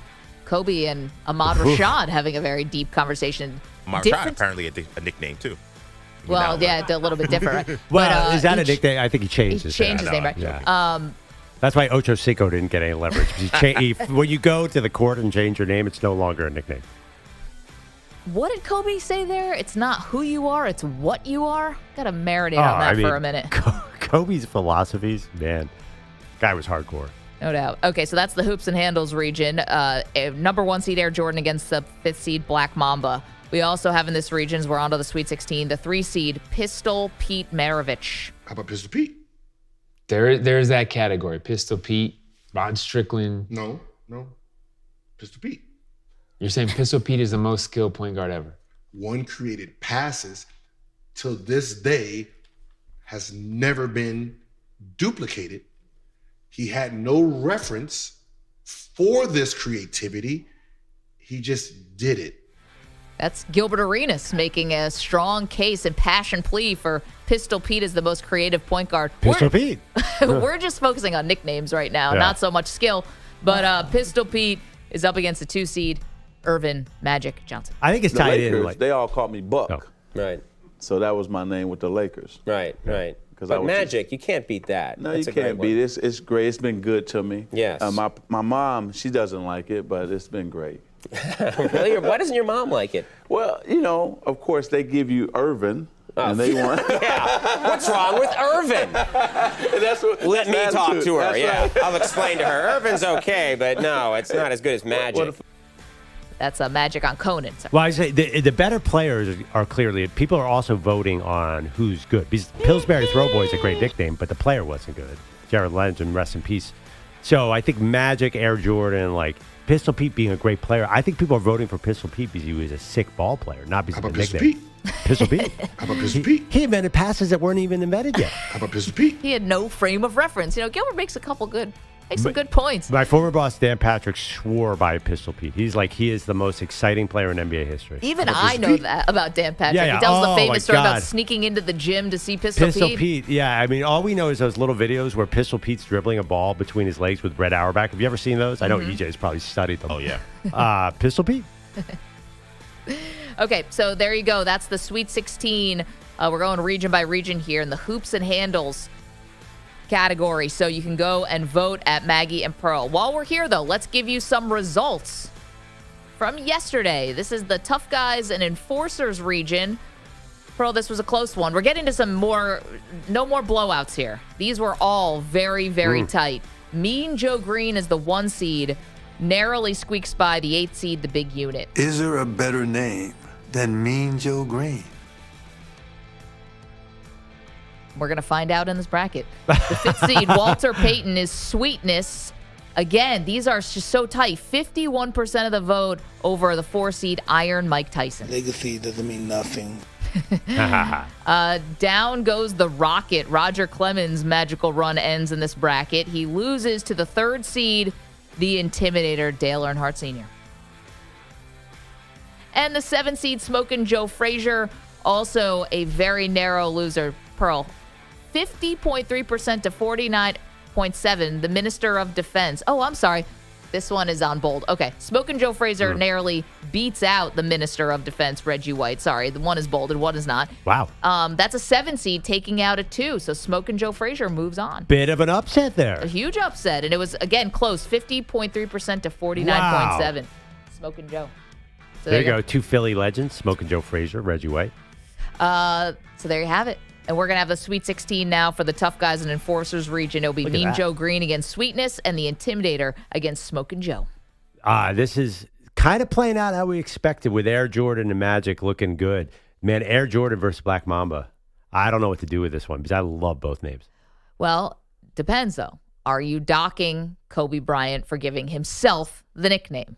I am not, because it's just so cool. You know when you see it, and Black Mamba was awesome. I think that in this particular matchup, I would not dock Kobe because he gave himself Black Mamba. That's generally a no-no with a nickname, that you give yourself the nickname. But Nike came up with Air Jordan, so it's just like a company came up with it. It's not like it was organic that Jordan got this from a childhood friend or something. No, man, I'm just playing. Wait. I saw the movie. That's where Air came from? From Nike in the movie Air? Yeah. Air Jordan. Didn't they invent it? They sat in I don't remember the scene where they sat in a room and came up with the name Air. Maybe they did. Wasn't he Mike Jordan even at UNC? He was Mike Jordan at USC. Who the hell is Mike Jordan? I mean, he was a national champion. Yeah. Tar Heel. Okay, so coming up later in the show, we'll reveal more results for you. And we have a massive upset, including one number 1 seed that went down hard. Oof. Maggie Perloff Show. Okay, coming up next, more sports. Who's more valuable to their team? We're going to play a little game of this or that. Holdout edition. M&P. How about Pistol Pete? You're in a 5-minute break.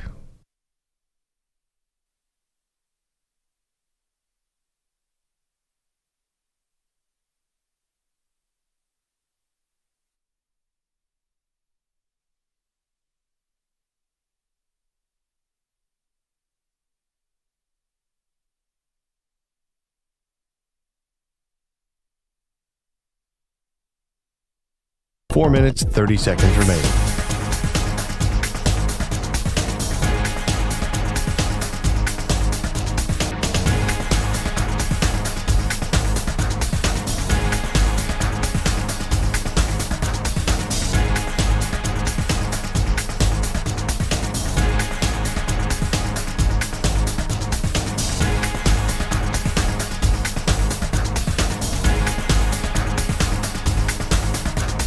Four minutes remaining.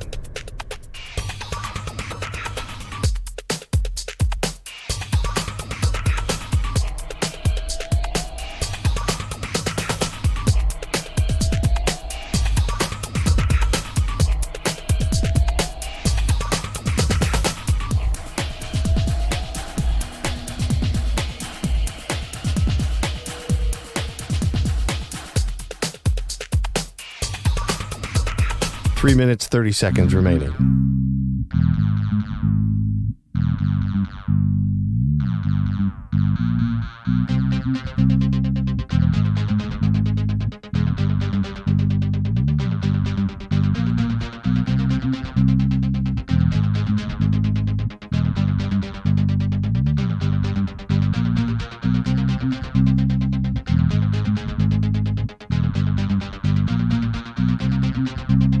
Three minutes remaining.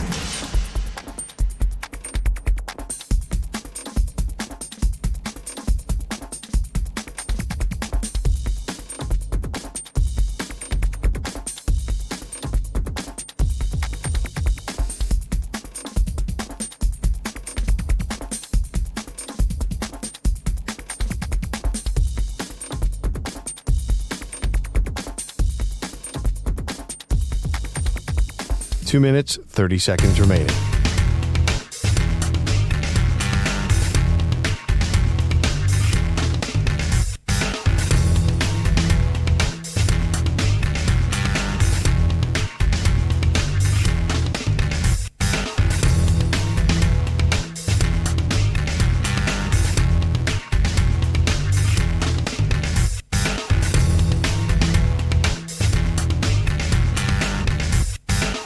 2 minutes remaining.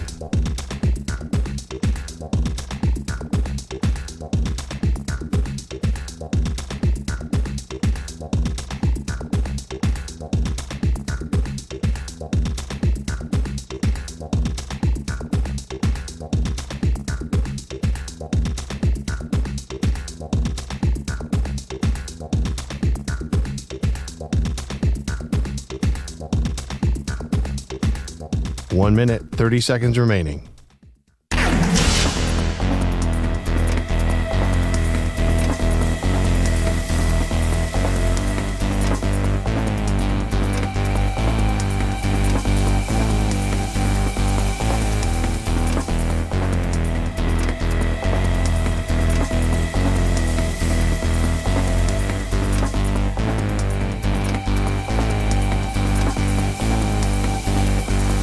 One minute remaining.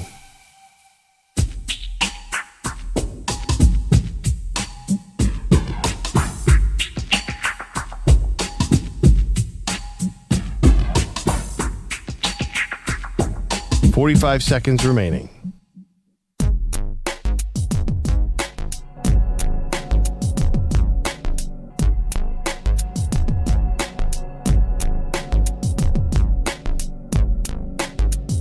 $30 seconds remaining.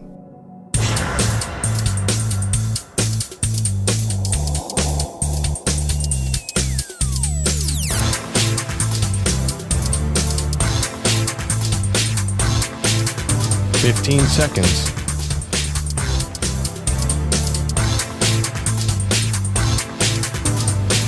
Break ends in 5 seconds.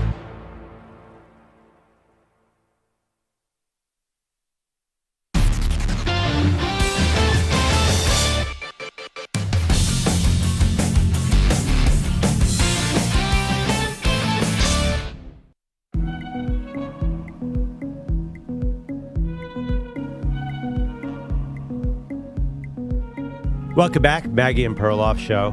Man, we just are not seeing eye to eye. I feel like I am the champion of the SEC here, which is a position I'm very comfortable in because it's college football, and I know the SEC lost Nick Saban last year and was a little bit down, and they still were pretty good.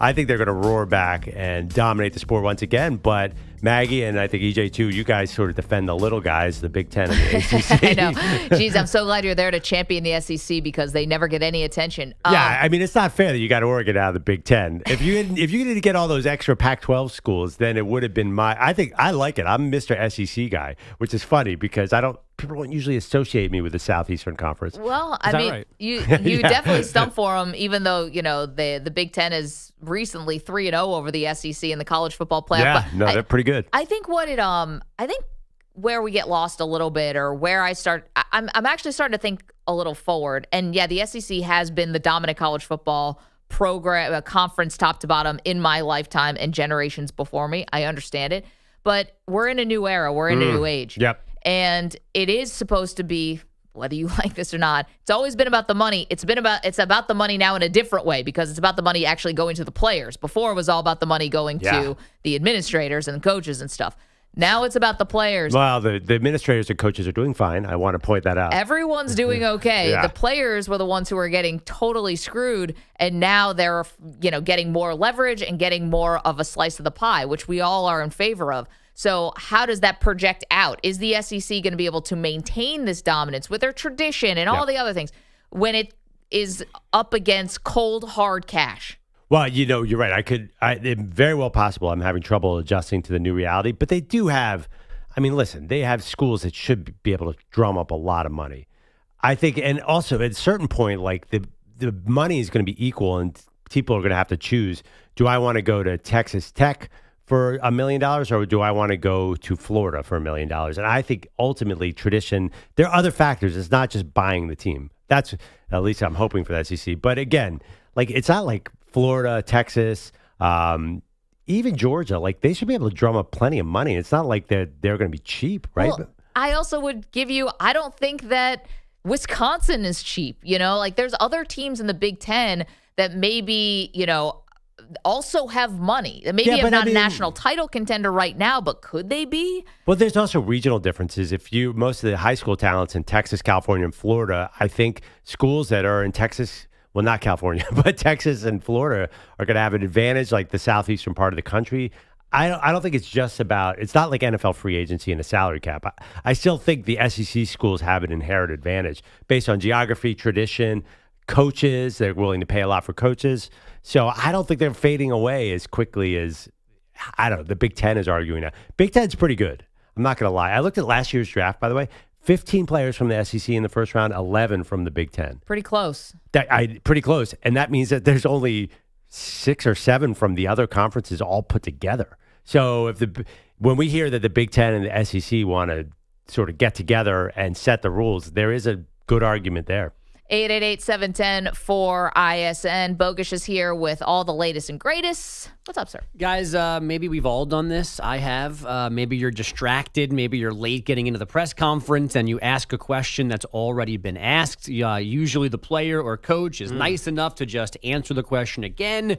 Or sometimes Mike Vrabel happens. I mean, whether you were in a coma when I answered Tom's question or typing on your phone or tweeting, I don't know, but I spent 5 minutes answering that question. And I can go back through it, but I'd rather not. The Patriots head coach was asked twice. We know the people involved, too. Asked twice yesterday about the international players getting a shot this offseason in Foxborough. So I'm assuming that's Tom Curran, and I saw on social media it's our friend Ben Volen who is the one who accidentally asked the question. Oh, yeah. So my guess is that was more sarcasm than meanness from Vrabel. That didn't sound that mean. I read the quote, and I thought, oh, no, he pulled a full Belichick, but he was a little friendlier there. That's not... Was that, Maggie, you thought that was mean? No, it's just, I'm like, oh, we're back to this. It felt like Belichick wouldn't have even done the learning lesson. He just would have said, I already answered that and moved on. Not whether you were typing on your phone or, trying to be kind of like a ball breaker. Vrabel's probably friends with these guys. He does not strike me as a Belichick towards the media guy. I think he's kind of a hard ass, though. Vrabel. He is. He was in Tennessee. I think he definitely is. I don't think he wants to have this. He was covered by those guys. Tom Curran's probably known Mike Vrabel from the day he walked into the league. Oh, sure. That's fine. But I think Mike Vrabel does the intimidate the press type of thing like Belichick did. Vrabel's the one who had the guy in the free suit in the background of the NFL draft. He's a little wackier than Belichick. What, the guy in the toilet? Yeah. I think Vrabel will play with the media a little bit more. I don't know much about Tennessee because, let's face it, nobody was paying attention to Tennessee Titans press conferences. Meanwhile, they were the 1 seed in the AFC. Felt like he was kind of ribbing a friend more than being Bill Belichick and trying to make you feel bad. Have you ever heard Kirk Herbstreit talk about his kid having Mike Vrabel as a youth football coach? No. That sounds intense. Apparently, he really couldn't turn it off. And that's not surprising. Not surprising at all. I saw Kirk Cousins breaking the rules with a 5-year-old flag football on the Netflix documentary. Telling him to run out of bounds so they don't score and leave too much time for their opponent to get the ball back when he's doing an under 7 flag football team. Is that what you're referring to? Yeah.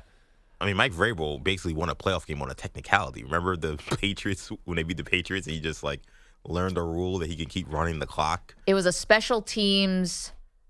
Taking a special teams penalty, I think. Yeah, 5-yard penalties that kept the clock running. And I think he was it was either too many men on the field or some illegal formation. Yeah, so this guy, the guy who even knows that rule is not turning it off when he's coaching youth football.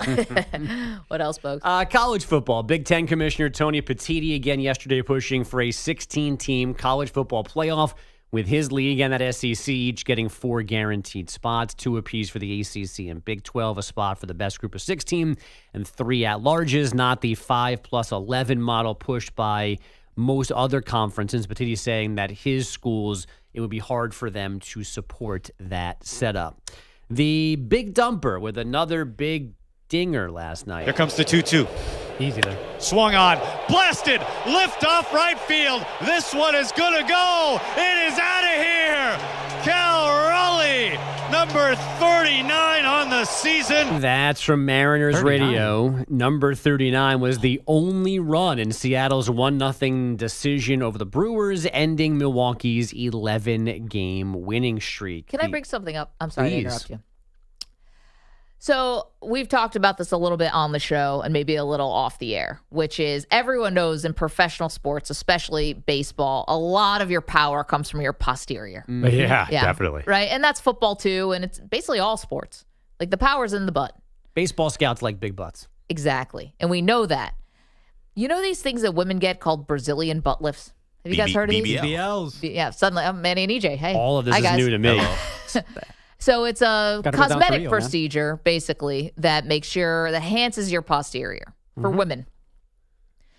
You're fine. This is what we're going with. No. I'm not asking if I should get one tomorrow. Apparently, they're really painful. But has anyone ever thought to do some research to see if getting a BBL helps you in sports? What are we doing, man? I'm saying, if I'm an athlete and I don't have a big enough butt, maybe I try to enhance it, and then am I getting an extra 5 miles per hour on my fastball? You need the muscles. Where are you getting muscles Yeah, from it can't be BBLs? saline or whatever. I don't know. Maggie, are you on drugs today? What is happening? Today? Are you high as a kite? What is going on? You're like, speaking of vitamins, like what is going? Are you evaluating your entire physical being here? Every segment, you're like, well, you know, I was thinking about getting elbow replacements. What is going on? Elective Tommy John? Tennis elbow. Yeah. I, first of all, Jeff in Minnesota brought up the vitamins. I was simply just asking questions, and Bogish brought up the big dumper, and we're all thinking about big butts whenever the big dumper comes along. Well, Cal Raleigh hits his 39th homer, and I immediately was thinking, are Brazilian butt lifts, is that the new trend in sports? It's like a performance enhancer. What are you talking about? All right. We all laughed at Big Dumper, but only you had the door open to... The door wasn't open. She kicked it open. No, she opened only her Big door feet. opened. It's like Big Bird with that just breaking the door Yeah, open. I've been thinking about this for a long time, guys. Now I can finally say it out loud. Should we all get butt lifts to be better at baseball? Fine. I'm the weirdo. Back to you. I'm still stunned by this. Can you imagine next season Kodai Senga just comes around with a dumper? Huge backside. Tim and Kim K. Just same. How'd that happen, Kodai? Went to Rio.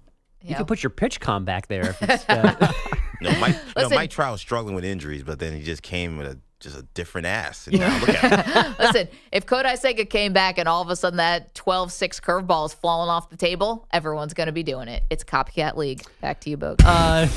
What just happened? I have no idea.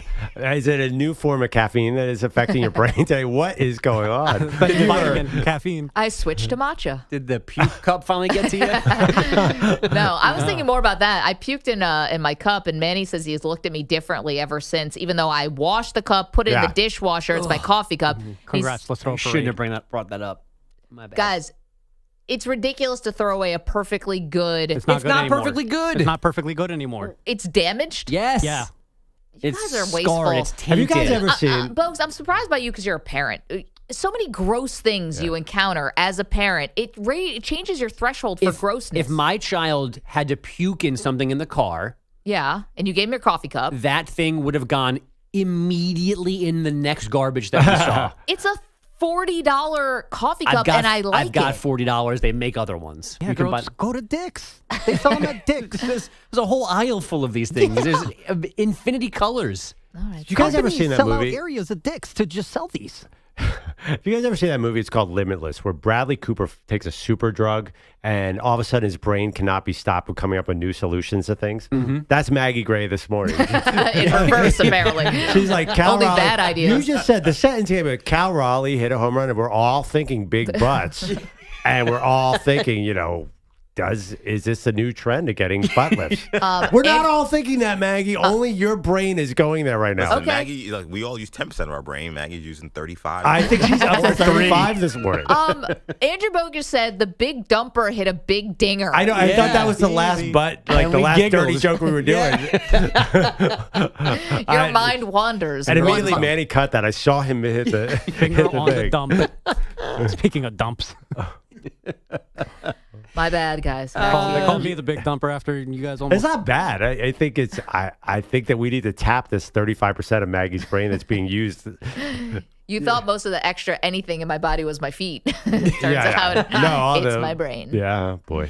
Next year's big slugger, Kylie Jenner. The Yankees snapped the Blue Jays' 11-game home winning streak last night, 5-4. The Giants snapping their 6-game skid, 9-0 in Atlanta, but the Tigers are still struggling.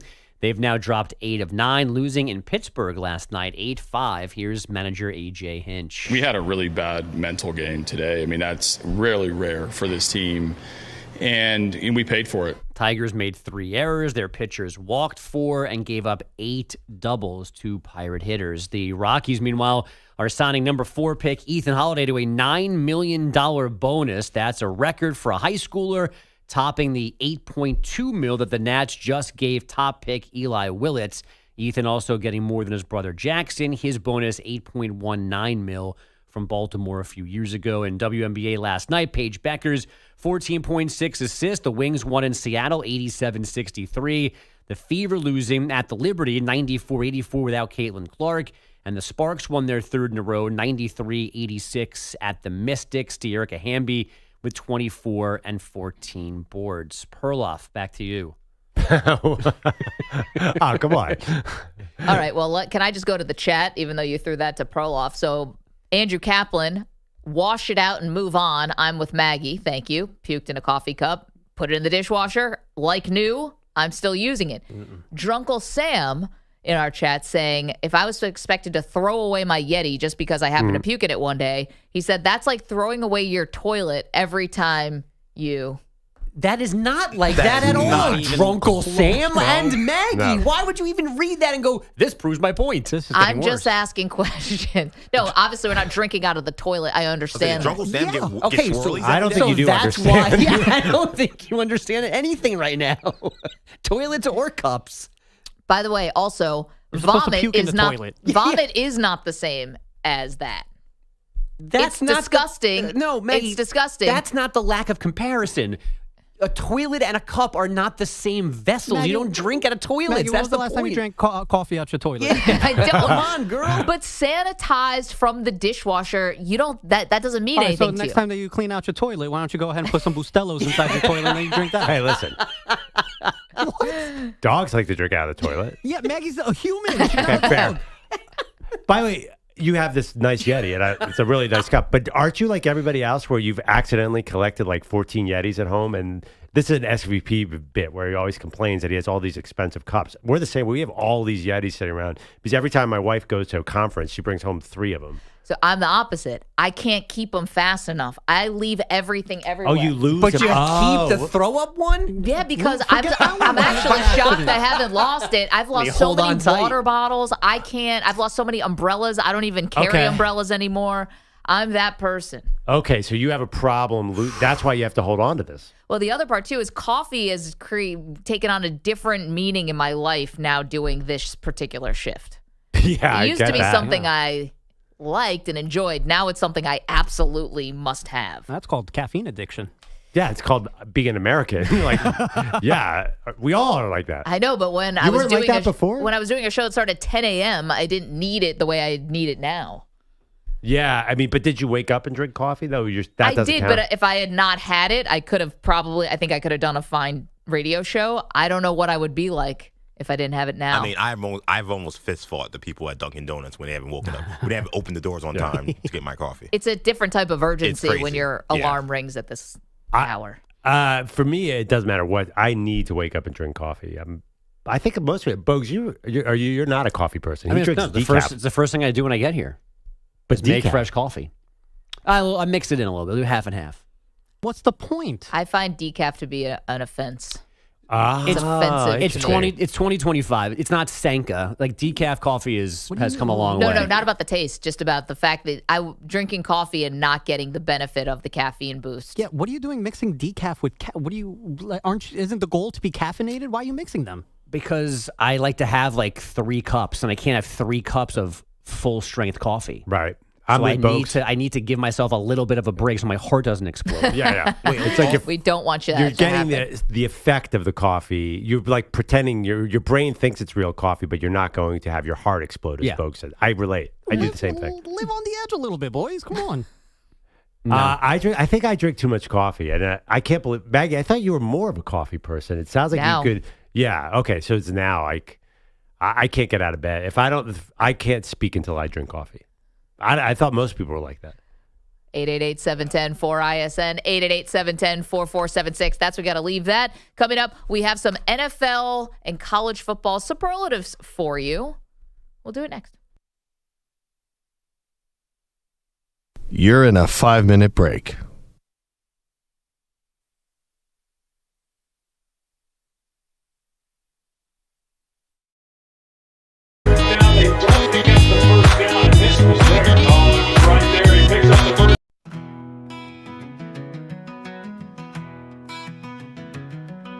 Maggie's rolling down the highway, feeling kinda rough. Last night's dinner, fighting back, oh man, it's getting tough. She grips her wheel, but it's too late, oh no, here it comes. Her Yeti ain't just holding water, now it's holding chunks. Oh, Maggie's puking in her car. Yeti bottle's gone too far. Her toothbrush ain't gonna make it through. Perloff's calling hazmat, man, it's true. She stumbles into the studio, trying to play it cool. Perloff takes one whiff and screams, this ain't in my job rules. He's climbing on the desk, he's spraying Lysol in the air. Says I need a full decontamination, get me out of here. Oh, Maggie's puking in her car. Yeti bottles, a biohazard scar. Toothbrush soaked in bleach all night. Perloff's in a hazmat suit and fright. Eladio, he still ain't here.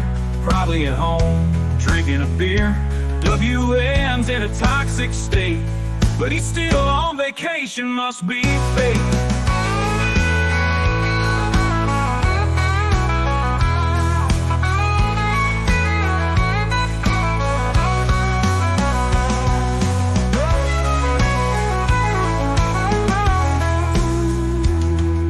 Maggie swears she's feeling fine, says come on, let's do the show. Perloff shakes his head, says nah, I think I gotta go. The janitor quits, the boss is pissed, the whole place smells like doom. All cause Maggie's road trip snack made an exit too soon. Oh, Maggie's puking in her car. Perloff's running way too far. The Lottie's ghosting work again. Just another day on Maggie and Perloff.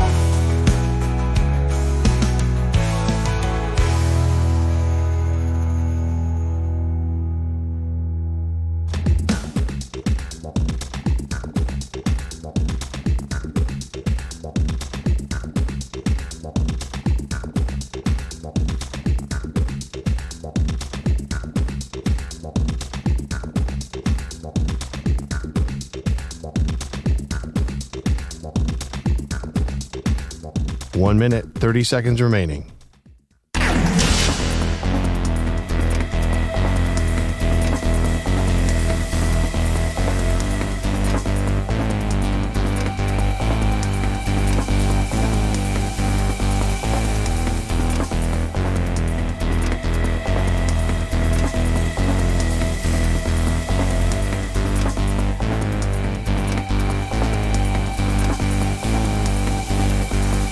One minute remaining.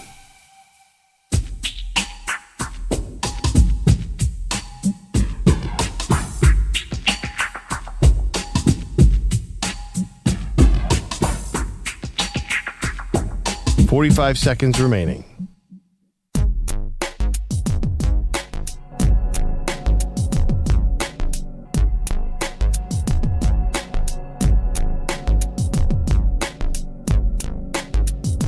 30 seconds remaining.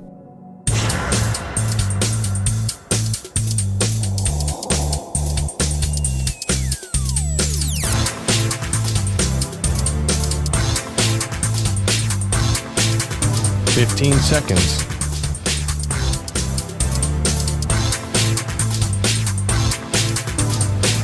Break ends in 5 seconds.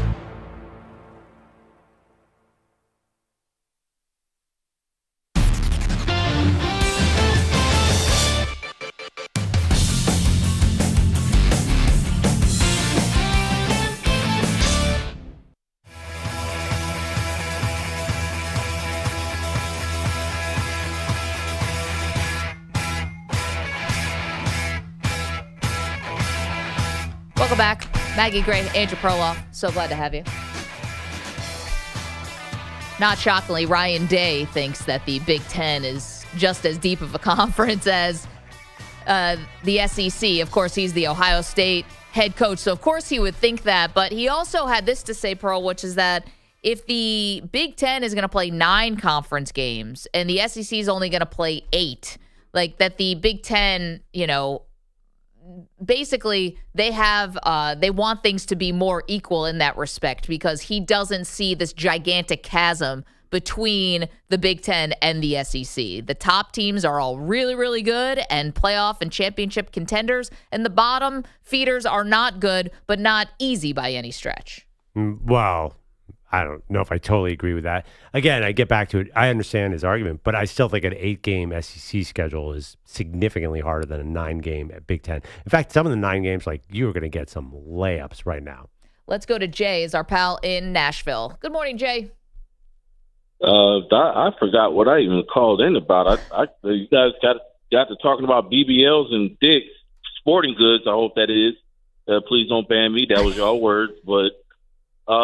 Wait, Jay, hold on one second. I'll catch up the rest of the audience. So last segment maybe got a little off the tracks when we were talking about Cal Raleigh, the big dumper, and I asked, did anyone think about big butts in general with Brazilian butt lifts maybe leading to people being better athletes?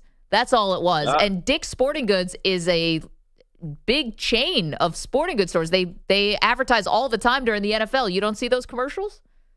Yeah, I came in and out, and you guys didn't say Sporting Goods after the D word, so I was kind of like, what is going on over there? But, I mean, according to Maggie, what I'm hearing right now, we need to just go to Atlanta, Georgia, and hit up all the strip clubs and find the biggest booties in the land and put them in the home run derby next year or whatever, but that ain't going to happen. But, I mean, yeah, booties do matter, you know what I mean, but not in this case. I ain't going to lie.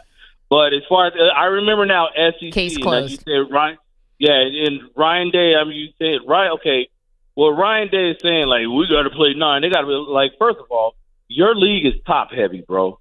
And the SEC is not. And I know Alabama lost to Vanderbilt or whatever. But Vanderbilt is up and coming. I was living here when they lost to Vanderbilt. I mean, they put the field goal post.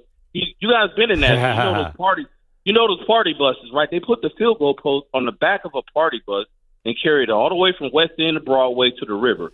That's like almost 2 miles. You know what I mean? It's up and coming. They're going to recreate that. That feeling just kind of caught everybody, and I think they're going to be able to generate, some talent and with the NIL and everything. And you see the quarterback from Vanderbilt. He's like, I'm not going anywhere. I don't care who offers me any money. So.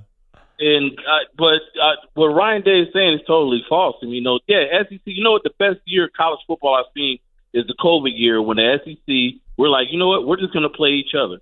And that's probably the best year I've seen. It was so good.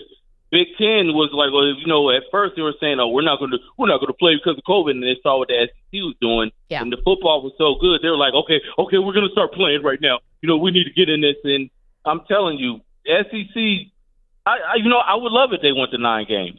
You know what I mean? But Ryan Day, I don't know what he's talking about. Wait, Jay, can I ask you a question, though? I didn't have it off the top of my head, so I had to go look it up as I was listening to you talk about Vanderbilt. And you're calling from Nashville, obviously, so that's going to be, front and center.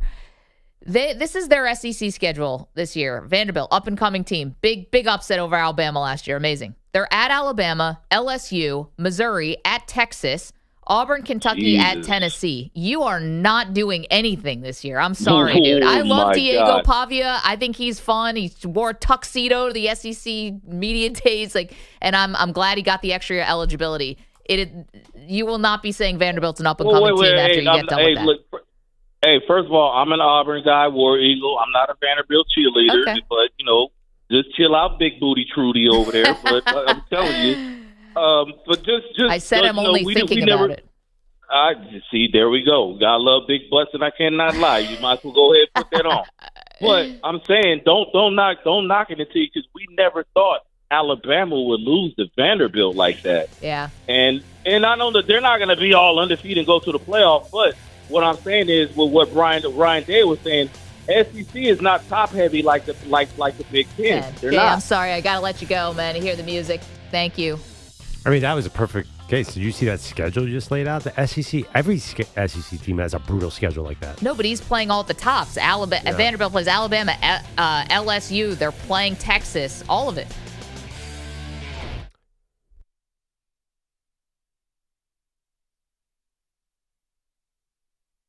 You're in a 5-minute break.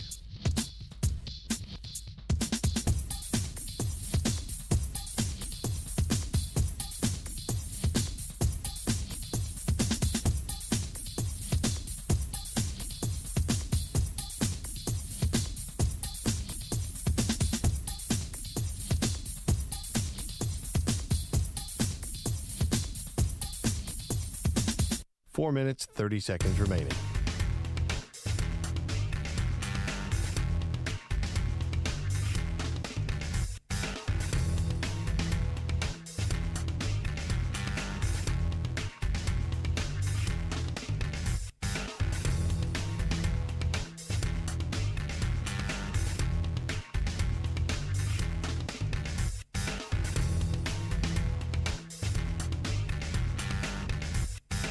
Four minutes remaining.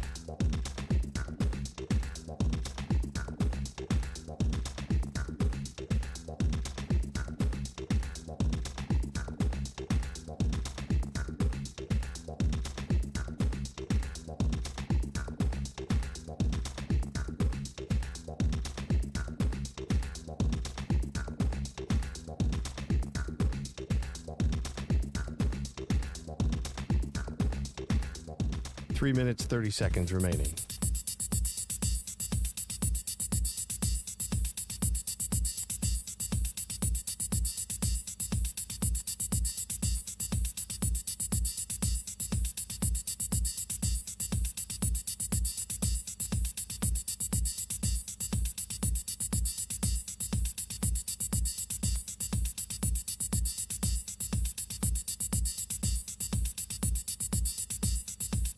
Three minutes remaining.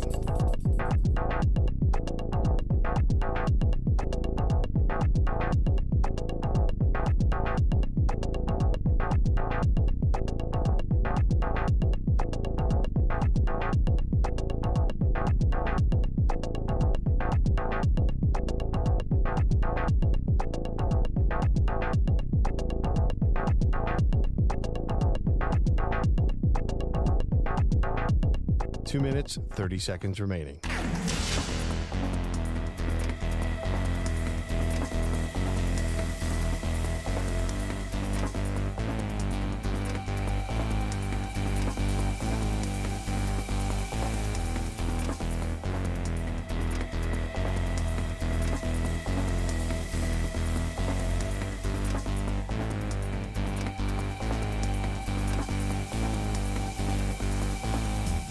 Two minutes remaining.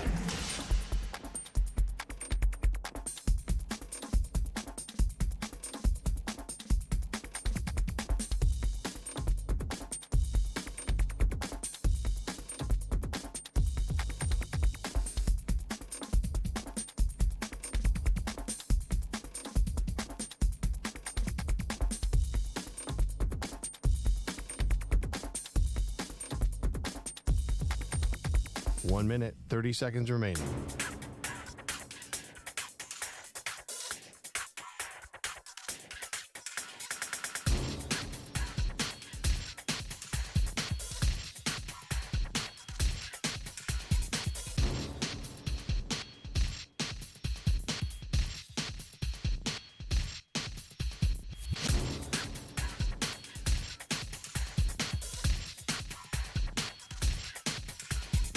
1 minute remaining.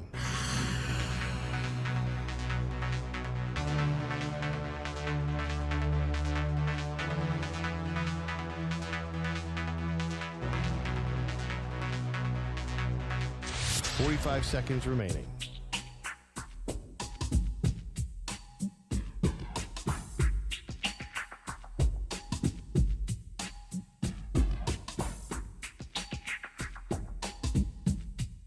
$30 seconds remaining.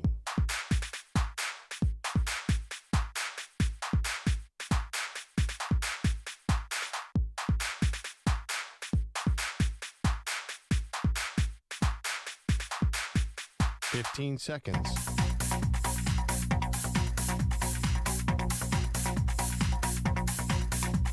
Break ends in 5 seconds.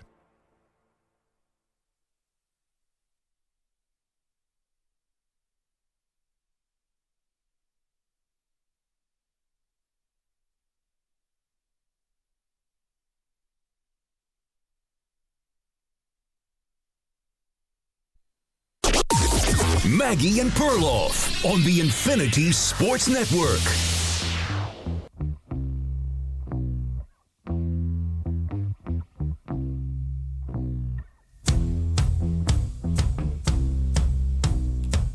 We are asking one big question about every NFL team, specifically their quarterback. Welcome to the show, Maggie Gray, Andrew Perloff.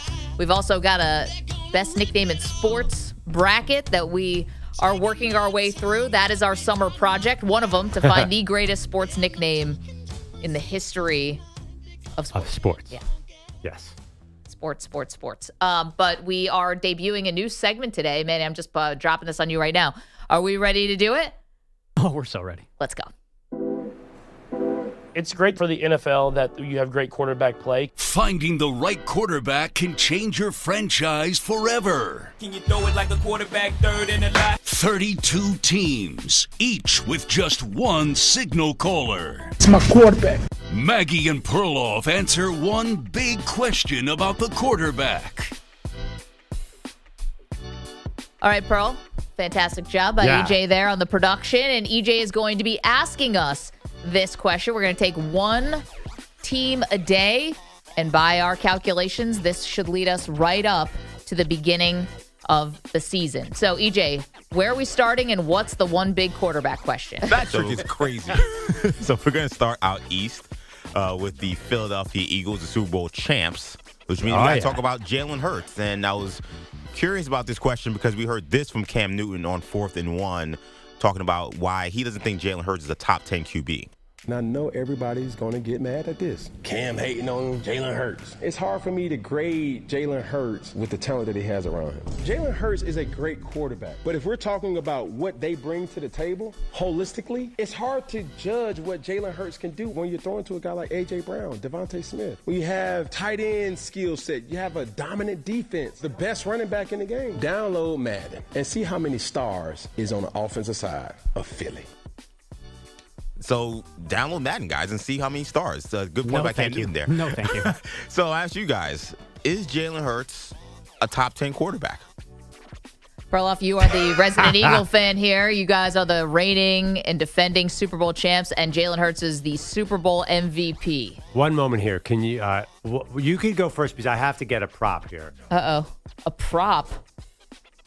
What could he possibly be getting here? Oh, he's got his Hurts jersey. Oh gosh, we've done it now. You know, I'm so glad we actually did the Eagles today to get this over with so we could just... My God. Fly, Eagles, fly. That looks like a Jets jersey. To victory. Top 10. Try top 6. Yes. Wow. Amazing. Bring it back up. I think go top 3. Yes, of course Jalen Hurts is a top 10 quarterback, not just because he has the ring. Dude is so underrated and has been for a long time. Yes, whoever was bringing up those points, yes, the Eagles have all these stars. Yeah. Cam Newton. But the truth is, when they've needed to rely on Hurts in the past, partly because of his legs, he's been able to do it. Just because everyone around you is good doesn't mean you're not good, too.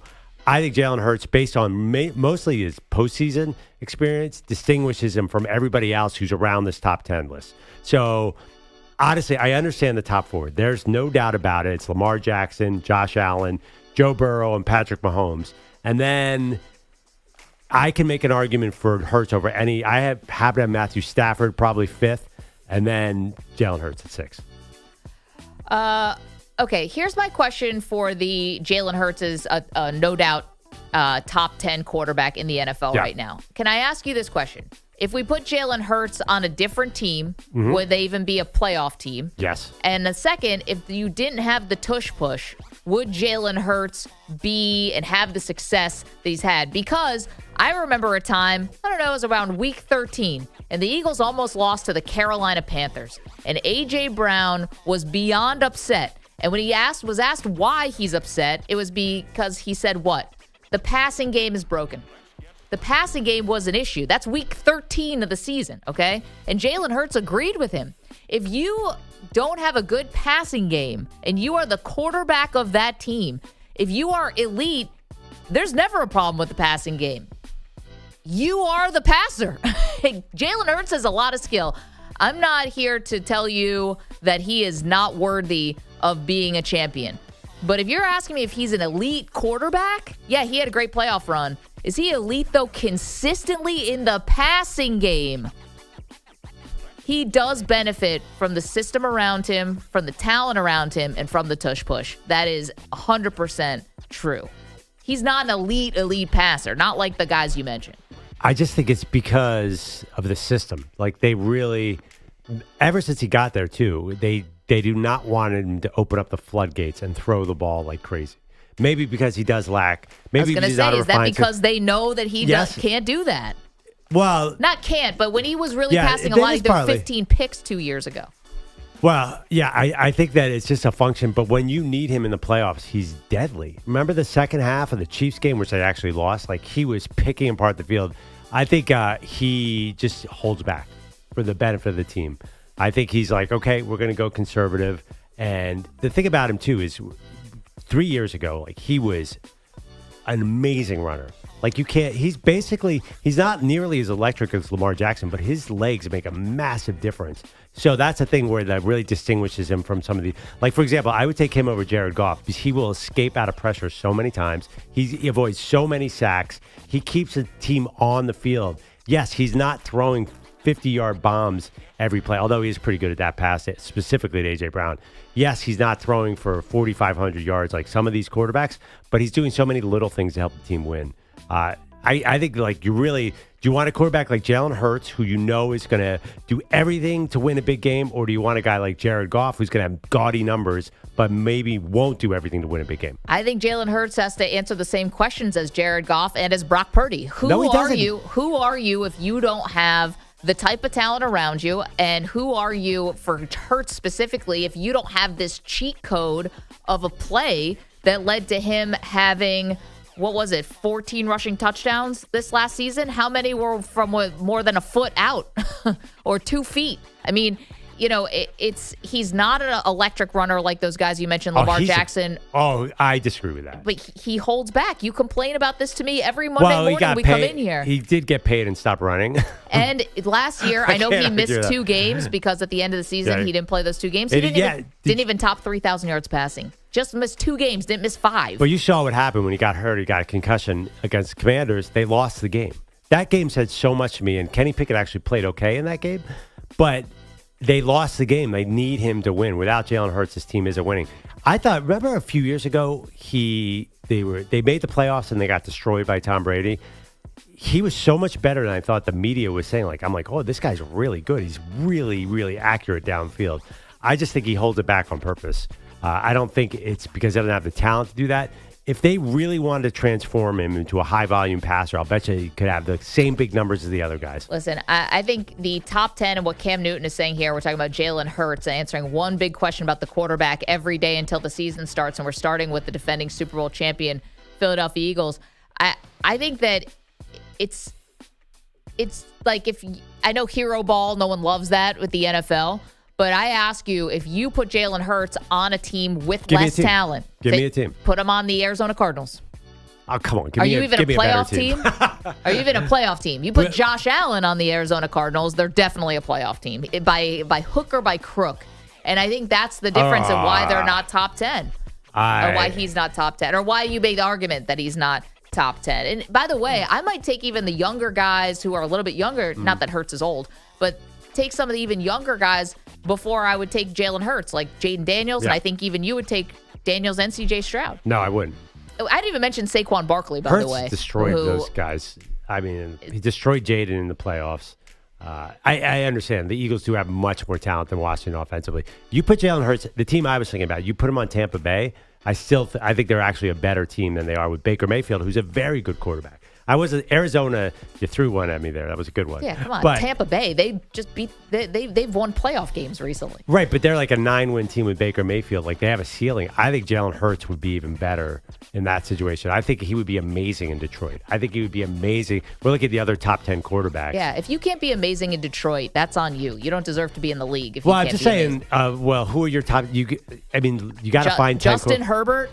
I would put Trevor Lawrence. That C.J. Stroud, Jaden Daniels. These are Jared Goff, Jalen Hurts would Hurts. be amazing in Houston. He'd be incredible there. But Jalen Hurts, again, Jared Goff and Brock Purdy are all guys I put in the category of I can't divorce who you are with the team around you. Would you actually be as good if you just didn't have these amazing general managers who have put this incredible talent? I mean, listen, I'm a huge C.J. Stroud fan. I'm a huge Jaden Daniels fan. I'm telling you right now, in a game, Jalen Hurts is going to find a way to beat those guys. Jalen Hurts is the most underestimated quarterback in sports history because he was so underestimated at Alabama.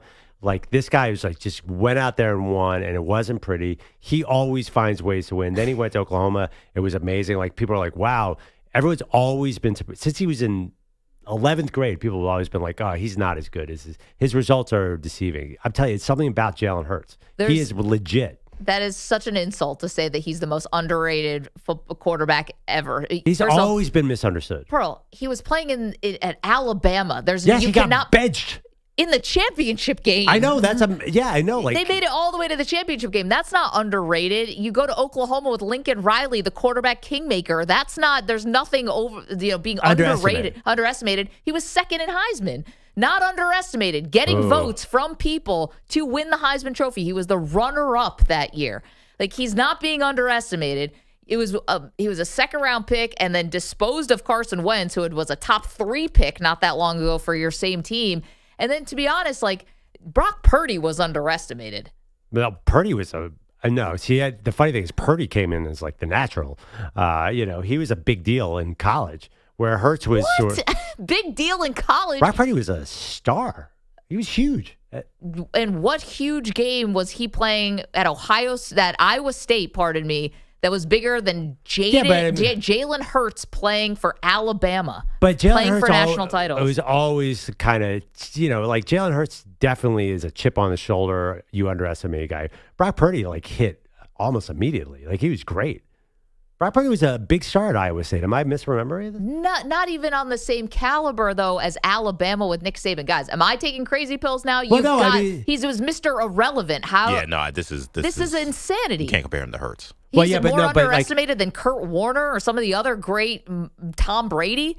No shot. Hurts has always had, in my opinion, this thing where it's like, okay, he's out there, he's producing, but is he really that good? It's always been kind of like the wraparound. Like, when he was there with Tua, they're all like, well, we all know Tua's better, but Hurts keeps winning, so we'll keep him on the field. I just don't think people have always understood him, and definitely in Philadelphia. And definitely this conversation now, the guy's been to 2 Super Bowls, and we're arguing him against, like, Baker Mayfield or something for the 10th spot. Like, I think he's consistently underestimated. Can I ask you a question, though, because Philadelphia is a unique place?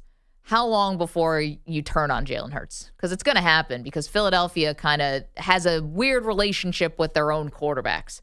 Because Donovan McNabb went to the Super Bowl as well, and everyone wanted to get him out of town. I'd say 3 weeks. Thank you for being honest. Go Birds. But you guys don't know where you guys totally think, like, there was something about when Jalen Hurts went to Oklahoma, people were like super surprised by how good he was. Nobody knew he could pass the ball. Everyone's like, whoa, I didn't know that guy could do that, because he's always been underestimated. That's my point. I would say it was an utter shock what he did at Oklahoma. I mean, I know Miami wanted him. Like, he was a very highly touted transfer. Like, that was a big Maryland wined and dined him, and Oklahoma obviously got him. Like, he was the number 1 transfer guy. Like, I think that I agree that he was underestimated as a passer. I don't think that he was Brock Purdy. Like, they're not the same. Brock Purdy hit it big, and like I think he came in a year second or third in Heisman odds. Like his junior, he had a very good junior year, but he was playing with Breece Hall, and then Breece Hall left, and then Iowa State kind of tanked. And he never got invited to New York. Yeah, but he came into the season with a lot of hype. I think double check his highest Heisman odds; they were really high. Yeah, I mean he had a really good junior year. I mean I think that he was like the guy, but I feel like even then he still was more like the nerd, the guy the nerds liked. I don't think that he was a household name. Like Jalen Hurts was a household name. Yeah, but Hurts, I mean, what was he most famous for in college? His efficiency wasn't good and his field goal percentage and blah, blah, blah, blah. Dude got benched at halftime of a national title game. Right. How often does that happen in the history of college football? No, it was a crazy thing that happened, but they were in the national title game for it to happen. Why did he get benched? Because they were losing. He wasn't playing well. But even coming into the game, everyone was like, well, no, I don't think do that. No, absolutely. Tua was on the radar. Everyone's like, we have a better quarterback on the bench. It wasn't out of nowhere. Everybody was, there was even debates like, should we just start Tua? There was a lot of talk about Tua being on his shoulder. Like, this guy's just not that good. That came up all the time. No, it was a stunning moment when Nick Saban pulled the trigger at halftime. That wasn't an inevitability like, oh, we're just going to see what Jalen does, and if he's bad, we're going to yank him. No way. That's not how that went down. No, but Tua was definitely like, it wasn't like they pulled a guy out of nowhere. There was a lot of talk that, hey, should Tua be the quarterback of this team throughout the second half of that year? I mean, Jalen Hurts was not great. But not going into the title game. That's why it was such a stunning move when Nick Saban did it. That's why he gets a lot of credit, I think, for having the, backbone to do something like that, even though it is Nick Saban. I don't really remember it as like, hey, let's pull this little guy out of nowhere. I remember a lot of people saying, wow, because Hurts was not a good passer at Alabama. There's just no way around it. And that's why they pulled him. I think there was in the ether that Tua should have been starting anyway. 888-710-4ISN, 888-710-4476. Okay, so there you go. We're doing one big quarterback question per day, and 32 questions takes us right to opening night, if you will. Yeah. That's so soon. Yo, Eagles, the Hall of Fame Cowboys. game is next week. I know. Oh, my God. Well, we don't work on the weekends, so it's not 32 Speak for days, yourself. thankfully. I'm sorry. Yes, I will speak for myself. This show doesn't occur on the weekends. Maggie. You guys do a great job on the weekends. Thank you. I'm sleepy. Have you slept today? No, I did not sleep last night at all. What a gamer. Not a second. 888-710-4ISN, 888-710-4476. Okay, you can weigh in. Is Jalen Hurts a top 10 quarterback? Coming Everybody knows the quarterback. We've got more sports nicknames for you and results to reveal from the greatest nickname in sports bracket. Stay tuned.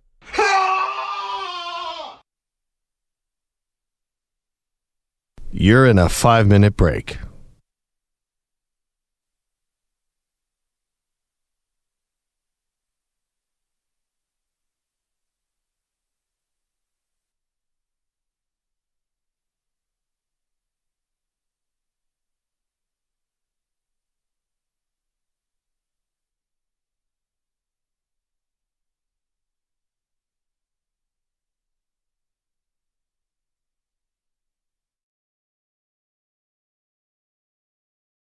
I got a little out of control.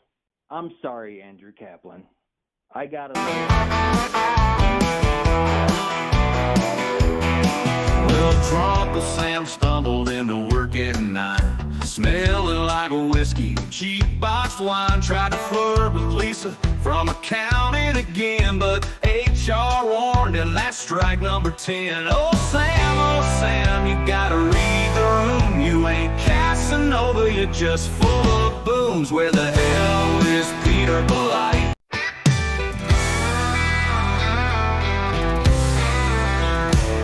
Out in Suffolk County, where the sprinklers whine, Bogus pulls up in a truck that says God likes threesomes on the side.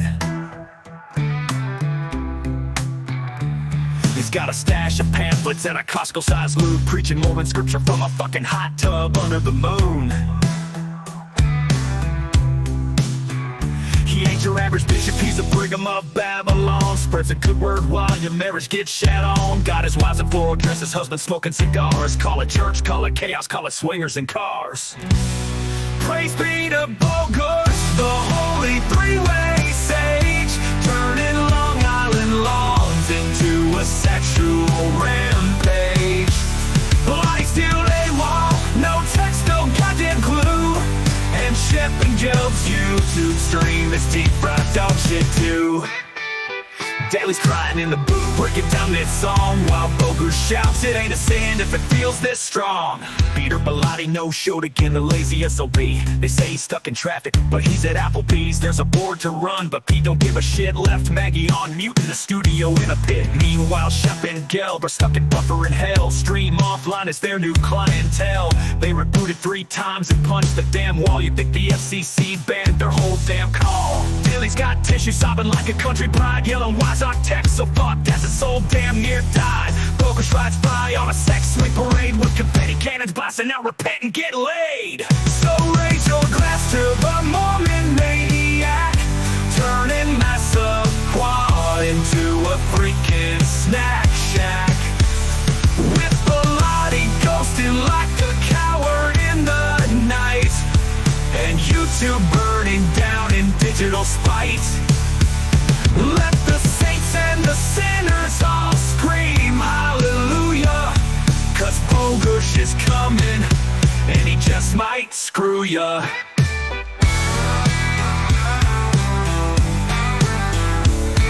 Philly going down to yellow and brown.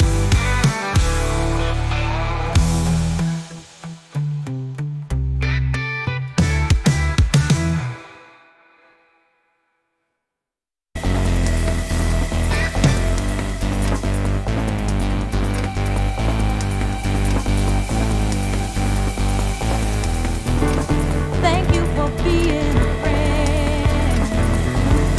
Travel down the road and back again. Your heart is true.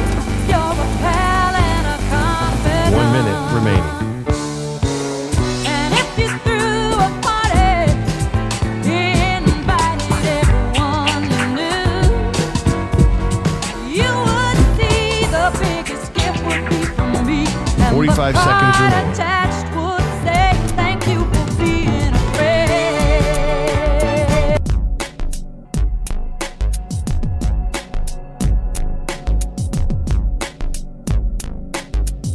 30 seconds remaining.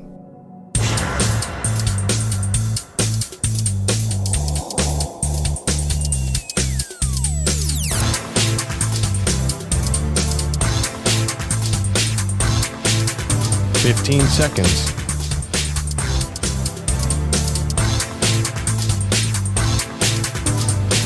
Break ends in 5 seconds.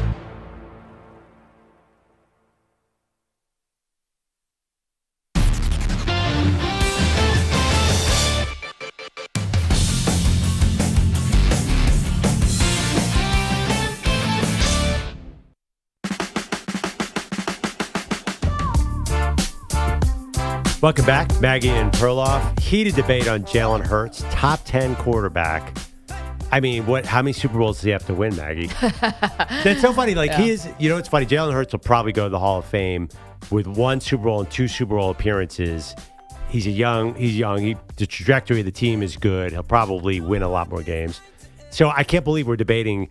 Would you admit he seems Hall of Fame bound? So it's funny. I hadn't thought about that. We're doing one big question about every quarterback situation in the league leading up to the kickoff of the season. So we're starting, obviously, with the defending Super Bowl champs in the Philadelphia Eagles. We're asking, is Jalen Hurts a top 10 quarterback? Just to get you caught up here. As far as the Hall of Fame is concerned, so Eli Manning didn't get in this first ballot, and he's 2 Super Bowls, 2 Super Bowl MVPs. If Jalen Hurts has 1 win, 1 loss. He's going to get in. By the way, he wasn't even the MVP